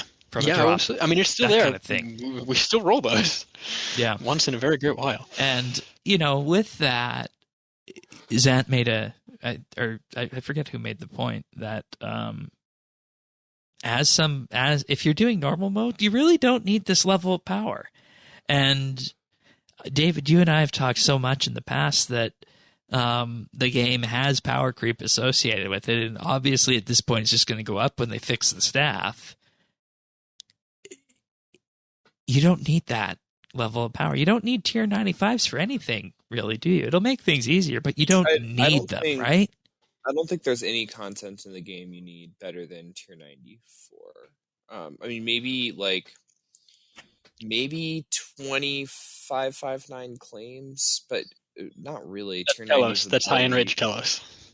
Yeah, I mean, I think even for those, you'd be fine in tier 90. It would be like The RS guy is doing it on Iron Man with tier 85s and 90s. Yeah, no, I'm with you 100%. Yeah, I'm with you I don't 100%. think you need it for anything. Yeah, and then then the whole discussion of the numbers and the small percentage difference comes in between them. And I was initially thinking that at some point you could make it a very, very tiny drop on normal. But you guys raised two very good points, and I'm going to hover around the issue that a person doing normal doesn't need that kind of power.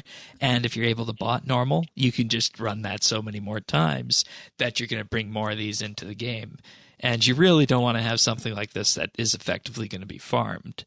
I think we are anti-bot, by the way.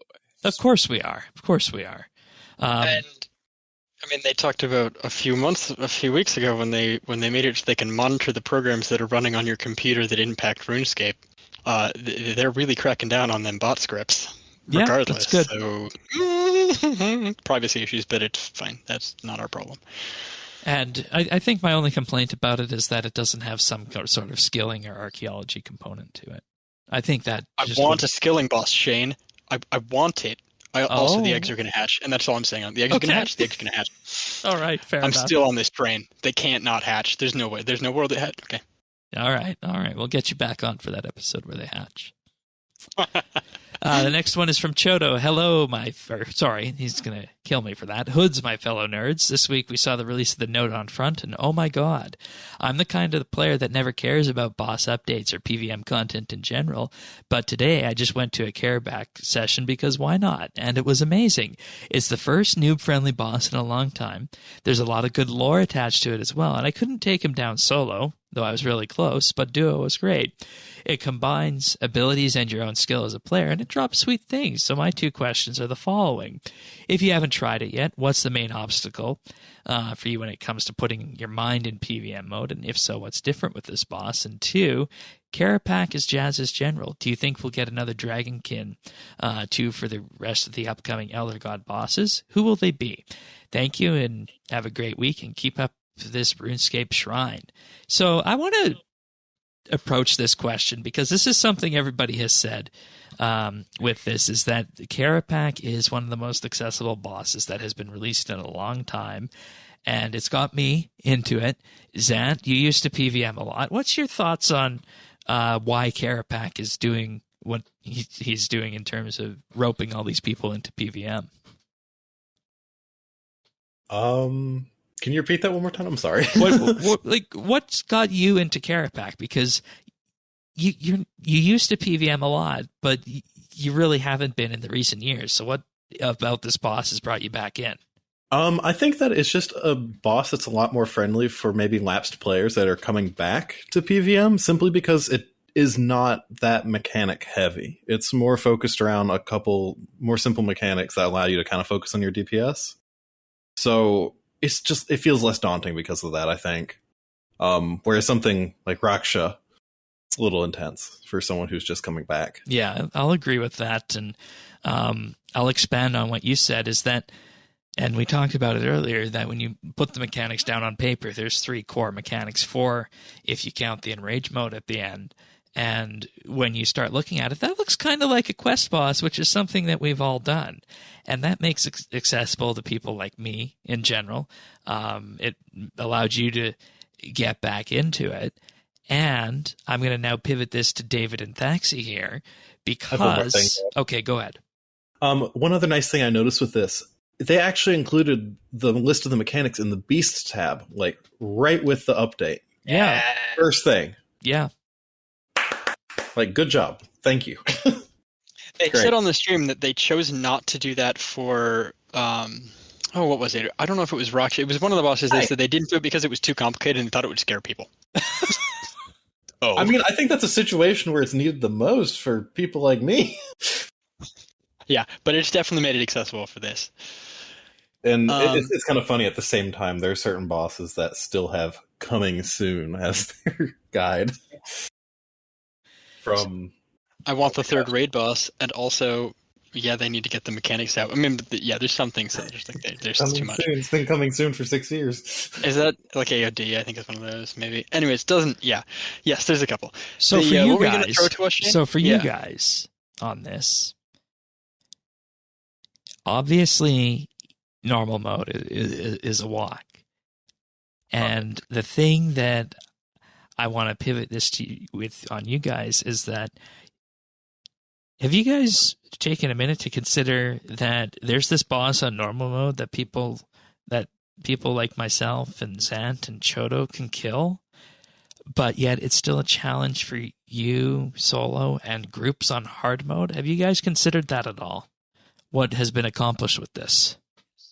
Yeah, I mean, it's what so many people have desperately asked for a long time, which is just to release a normal mode and hard mode at the same time and have the hard mode be rewarding. Because I think the problem in the past is that hard mode has never really been rewarding. Like for God Wars 2 challenge mode, it is sort of rewarding if you only care about the pet and have multiple thresholds. Same with hard mode God Wars Dungeon 1. It's only rewarding if you have several thresholds and want the pet. Hard mode Virago is fun. I mean, hard mode Virago is easily my favorite boss in the game, but it's not rewarding. It's definitely less rewarding than normal mode is. And so this is the first time that hard mode has both been a huge step up. Like I think even it's as good of a step up as normal to hard mode Virago was back in the day, but it's actually worth doing, which is awesome. I agree. I think that the difficulty range on this, they did a good job. Like if a person who is at my level of PVM gets a lot of challenge out of trios, a trio hard mode. A person at David's level will get a lot of challenge out of solos. They've given the highest echelon of PVMers and the next level of PVMers who really do nothing but PVM on this game, things to do. And they've given people who want to do PVM but also skill and be it that all-round player, they've given them something to do. I think that this boss it's not different. I think you could have used nearly the same inputs and do nearly the same thing every time. I think you could get you could say, I think you could bot it. But so it's not like it's changing every time, right? It's not like it's Araxor or Virago where you've got different mechanics at different times. It's not, but it rewards, it challenges everybody, and everybody gets the challenge, and everybody gets rewarded for putting up with that challenge. You get the reward for the challenge that you accept for yourself. It's very much a choose your own adventure. And I would be very happy to see additional bosses in this same kind of vein going forward, although I still really want a skilling boss. Jamflex. And I mean, with that, and we do have 3 other fronts that are going to be doing this, so we can hope that they're all going to be in the same vein of accessible at the low end, but also challenging at the high end as well. And I think that's the success story, that when you start peeling back everything we've seen this week, that's what needs to be talked about that nobody has talked about so far. And that's awesome. Also, the end of Chodo's questions. Yeah, I want to do that. So, Kerapac is Jazz's general. Do we think it'll be other Dragonkin for the other upcoming fronts, or who will they be? I'm going to go out on a limb and say it's not going to be more Dragonkin. Yeah, I think you could make a fun argument to make Dragonkin Wars Dungeon and just have Necros, Syrtes, Nodon, and you could definitely do that. So, I mean, you could do it. I don't think it would be as engaging to have 4 Dragonkin bosses. I think we got to get the easy one out of there and say that the full front will be Tsar. And the eggs are still hatching. The Tsar are going to be the Slayer creatures. I have not given up hope. Yeah, and there's going to be some kind of mutated Jazz kind of boss for the Tsar front. Now, I've heard a lot of whisperings about an Arch Glacor balls from Wen. Okay, that would make sense. I don't know if that's real or if that's just people fan mailing, and I'm about it either way. My silly idea for that is a possessed Ice Queen. I don't know where that's coming from. Like, where in the lore it was like, okay, like the Queen that doesn't come from anywhere. I just kind of pulled it out of thin air. Thought it'd be funny. Okay. Cool. And if it happens, hey, it's on the record now. I mean, they need bosses. It would be a real fun. Okay. Also, that'd be such a cool callback too. We are saving lore. There is something that is itching. There's a single overhead line in the cathedral from Saren where she says, "While the elders' followers maintain their onslaught, we stand here." I think there is a 0% chance that these eggs are not getting destroyed or hatching. I don't think Saren will be happy if they're destroyed. I agree. We could try to hide them, but I don't think it's going to happen. Yeah. There's too much anima, there's too much problem, there's nowhere to put them. Unless we, They did say that nobody's guessed where the story's going. I haven't seen people say they're hatching it. But, that we could potentially shove them off into the abyss. I don't think that really fixes things. I think that causes more. They did actually. They said that's not a thing because they would come back with abyssal powers and we just have more problems. So, I think they're hatching, and I think we're going to be doing something to contain them. And I hope that is our skilling boss. Is that our skilling boss is draining these or cooling these or, something a la Temperas, a la Winter Taught from Old School. Like that's, I think that would be a great way to So do you think that would be the big front? I don't really know. See, that's the only one I don't know what it would be about. Well, which is the last one? Because I kind of think they won't do anything with the eggs until the end. Yeah, what's the order of them? Because it's on the little logo, I think. It's going to be Jazz, Wen, Bic, full. Yeah, full. So, also, we don't know where the hammer is, and hammer is a building tool, so maybe it's just hidden in the Sark Helm. This is me fan theorying so hard. I don't want the hammer to just appear and suddenly we have a tier 95 crush weapon, although we do need one. We need some crush weapon. But, I don't want it to just be like, oh, hey, here it is. Also, it's yours now. Haha. Bad. No, don't do it. Bad Jajax. But, again, fan theorying. I am torn between the eggs will hatch and we will get, additional Slayer mobs with these that are like Glaciors and Tazar. As our Slayer monsters, or if the eggs will be off somewhere. Maybe the eggs are going to be the equivalent of Telos. That would make sense, right? If they were the big baddie. Yeah. Bic's alignment is alienation and Earth, alteration and Earth. Yeah. I mean, it's definitely Earth. That's definitely she is the creator of the green thing. But, full constancy and fire. Yeah. Makes sense. And, of course, for when you got inversion and ice. Yeah. So. And I think they could have some fun mechanics with a lot of these. I feel like the next 3 are the ones I'm most excited to see what they're about. I don't know. Once again, I really want a skilling boss, Jamflex. Give me a skilling boss. Give me something that is not a traditional boss encounter where I'm like running, not even like Rex. I want to be like running between phases. I want like platforms disappearing. Like, give me something. Give me something new. Yeah, and they did say it this. would be non-conventional, and Kerapac felt pretty conventional going in. So you got to wonder where it's going to go. This is very much. You took a God Wars dungeon boss and you put him onto hard mode. Yeah. And then you gave him a hard mode. All right. So one thing I'm really wondering about with this, and we don't really have any way to like know yet, but how's the rest of this dungeon going to be laid out? Like, where are these next fronts going to take place? Like, I can't imagine.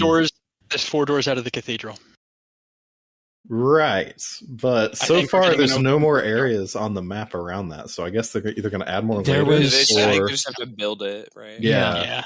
There was. I would imagine that all 4 bosses would be in that Coliseum. I feel like that wouldn't. No, there's a. If you looked at the map before this week's update, there was a section off to the south. Yes, take a look at the map. It wasn't animated. It was a skin over the top of everything. But you could freak him down into it, and you could see ice. Yeah. Mm-hmm. So off in the corner. So they're putting something there. Yeah, it will be in parts of Centistan. Well, I just learned that I need to actually look around. All right. With that being said, if you guys want to send your own questions in, you can send them to questions@rsbnb.com or leave us a DM on Twitter @rsbnb. We also do have a form where you can send your questions at update.rsbnb.com/ask. We're going to move on into the patch notes here as we wrap this show up. There really wasn't that much in the patch notes this week to talk about, but we will go through them nonetheless. Starting off with mobile fixes, improved spacing between icons on the top left of the mobile UI. The double XP banner will no longer over the ports UI. Fixed an issue where ability icons were cut off at the bottom of the screen in the abilities tab. That's a big one. And the plus keys button on the store no longer redirects to the main menu. It will now open the purchase keys screen as expected. Also, some changes have been made to the default ribbon for desktop players to be more helpful for new players. On the top, you'll have activity tracker, backpack, worn equipment, skills, magic book, prayer, familiars, and drops. And on the bottom row, you'll have heroes, customizations, adventures, powers, socials, upgrades and extras, rune metrics, and settings. This kind of sounds like the mobile UI, doesn't it? Just with a little bit more on it. I think it's good to have that level of consistency. So I'm pleased with that. Slayer task streaks can now increase beyond 16,000. That's not me, but okay, if those people out there exist. I think I saw a Reddit post where somebody was really hyped about this. Of all the bugs to fix, cool. An air quote bug. And the corrected route of Slayer points with this will now be awarded upon task completion. And tooltips for bank preset buttons now appear as expected, and the towel outfit will no longer recolor to your choice of default outfit colors. Using the wardrobe interface will also allow you to recolor it as you would with other outfits. So not too much in the patch notes there. There's that one person out there. Have a jeans-colored towel. It's a win. There you go. There's that one person out there with that 16,000 Slayer task streak that's happy, and new users benefit a little bit more from the way the UI is laid out. So there we have it. All right, so let's wrap this one up. I'm gonna do a pick of the week this week, and this is a tool that I've been using for a while now. It's called Espanso. It's basically a text expander that works on whichever operating system you're on. It doesn't connect to the internet, so you don't need to worry about it sending your text that you're trying to expand out over the internet and pull it in from some server out there. And it's fully customizable as well. So what I use this for is when I'm publishing the podcast, all I have to do is type :key and then update, and then it will automatically give me a little form field. I'll enter the episode number, the duration, and people who are on it, and it'll type out the entire update, RSBNB update post for me. And that's why this is pick of the week, because previously, for all the other episodes out there, I would copy and paste the text from last week's episode, change a few numbers, insert a few things, and people have, of course, noted that that's very prone to typos. So as a result, this all centralizes it and just makes it a lot easier to make sure that there's no mistakes in those posts.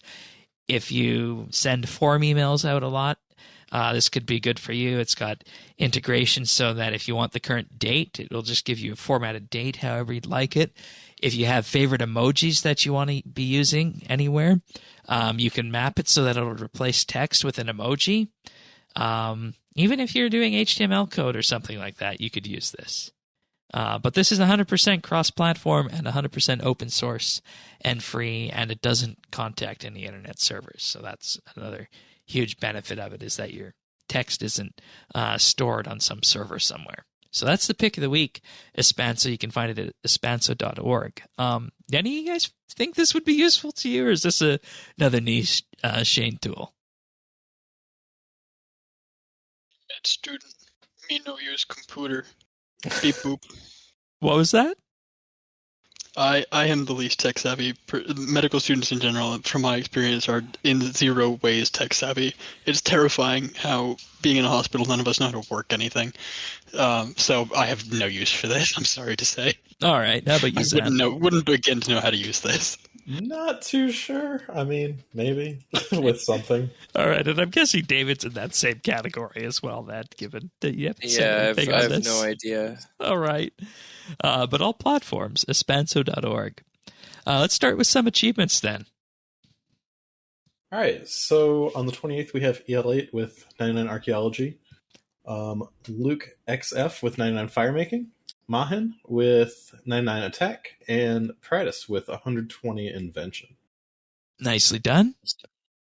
We have Queen RuPaul with 99 Farming on July 28th. Mandy with 99 Dungeoneering on July 27th. Thaxi 120 Defense, good job, on July 27th. Thank you! Yay! Ubida Newbie with 99 Invention on July 25th.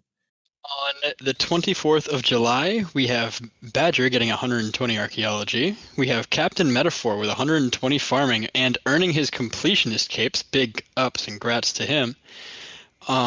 We have Thelion with 200 million prayer, or the Lion, there we go, with 200 million prayer XP, and Zodiac Hide with 120 magic. Oh, that's how you say that, Zodiac Hide. Interesting. I never thought of saying it that way. But continuing on, we have Cadnap with 99 Slayer on the 23rd, Gooey Cookie with 99 Fishing on the 23rd, and Shiro Shauna with 120 Ranged on July 22nd.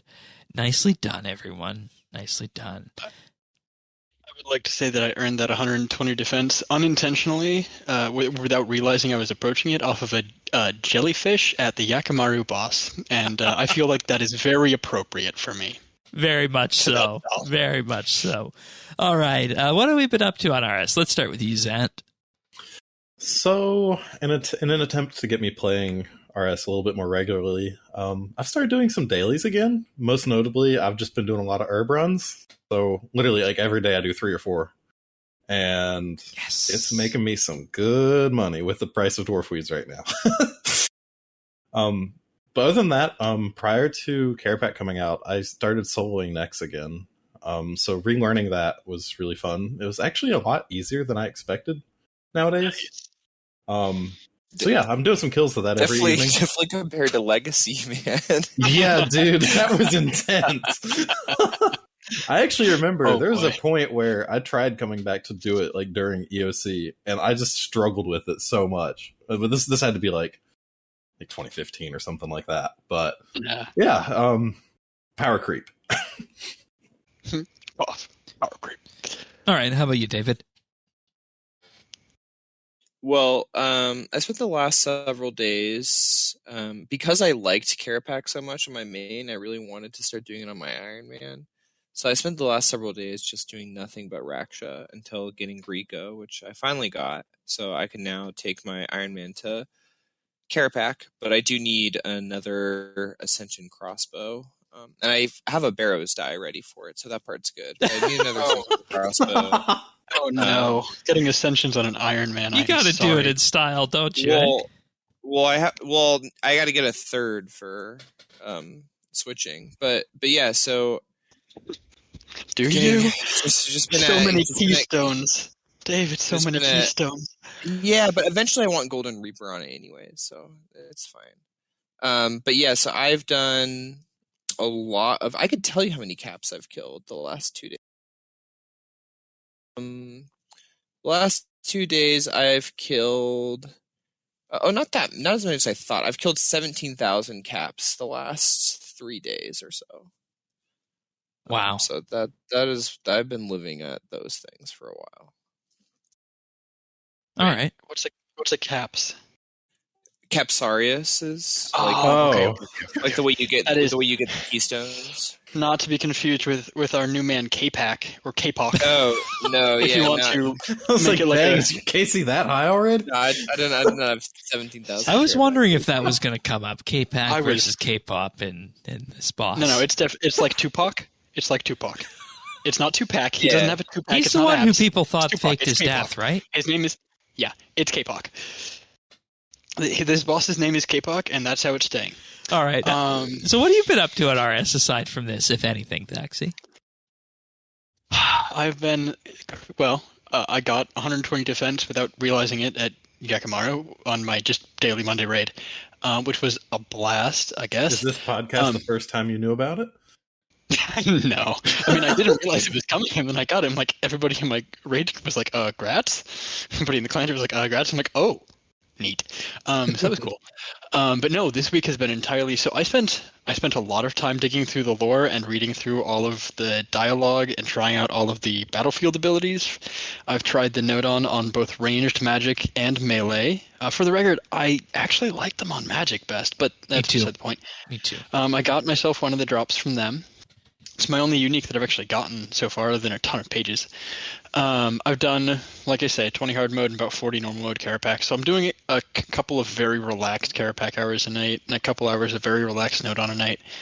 And then a lot of honestly thinking about like the lore and the changes, and the dialogue from this has so much hidden in it in the way that the gods are interacting with each other, and like without Bandos and Gothics being like, Armadil has this like lovely neutral place, and I'll put a question in for the podcast next week about it, because I got a lot of thoughts about the way this is going and how the generals are interacting with each other and talking with being able to talk to the Praisal. Next Praisal is super neat. That's new. First time that's been a thing, and they've got interesting personalities, and one of them is apparently their siblings, and one of them's a sister. Anyways, super neat. Big ups about that. That's been my week, is just really diving into this update and really enjoying all the content from it. All right, sounds good. And I would be remiss if I didn't point that out, that this week was largely focused on Kerapac, but next week we will be doing the once over of everything else in the dungeon, the Slayer creatures and what they drop, and what all of their lore looks like, and all the other fun little nuggets of information that we can pull out of that. But for me this week, I got 117 dungeoneering from the beach. Master Quest Cape requirement, let's go! I know that was sitting in the back of my mind, but I got to think on that a little bit more. It's a big commitment. It really is. But aside, still actually train dungeoneering, SMH. How is it compared to comp? Because I found comp like pretty fun, and I'm doing scrim requirements. Master so Quest I decided to do scrim. Master Quest is more than comp, I feel. Really? You think so? I don't. I don't. Master Quest Cape is more RNG grind. There's a lot of things that are, if you're lucky, you're great. If you're not lucky, you're in trouble. It's not as bad as like Trim necessarily, but it's definitely the RNG cape as much as it is the lore cape. Yeah, that makes sense. I'd agree with that. Also, fun fact, just quick, because it's important for people to know this, the lore hound does increase your chance for the lore book from the new bosses. So me crying over here without my Master Quest cape back, the lore hound is my best friend right now. Yeah, that makes sense, and that's good. I've seen lots of lore hounds out there. But I actually like Kerapac, so I will be going back there. We will be doing the round table this weekend. We'll be doing more Kerapac there, and maybe some other boss like we did last Free Death weekend. I don't know. I might talk to you guys about that and see which one we might surprise everybody with. But I'm not going to Let's say see what Shane that's- tackle some necks, see how that goes. But I'm not going to say what that'll be. So Video bit. What? yeah, of course there'll be video of Or that. video nibble. Yeah, of course. And I think that's about it. I don't have anything else I've been up to, and this show is complete this week. So thank you, everybody, for being here. We hope Tanis gets better. Of course, you guys can subscribe at update.rsbnb.com/subscribe. We're on Apple Podcasts, Google, Pocket Cast, Spotify, and of course YouTube at youtube.com/rsbnb. But this episode wouldn't have been possible without David, Thaxi, and Zant. Thank you, the three of you, for being here, providing your insight and expertise on everything Kerapac related. It was much appreciated. Thanks, Shane. And Good luck on staff pieces if you're going back to. with that being said, we'll be back next week for another episode of RSBANDB Update. Take care, everyone.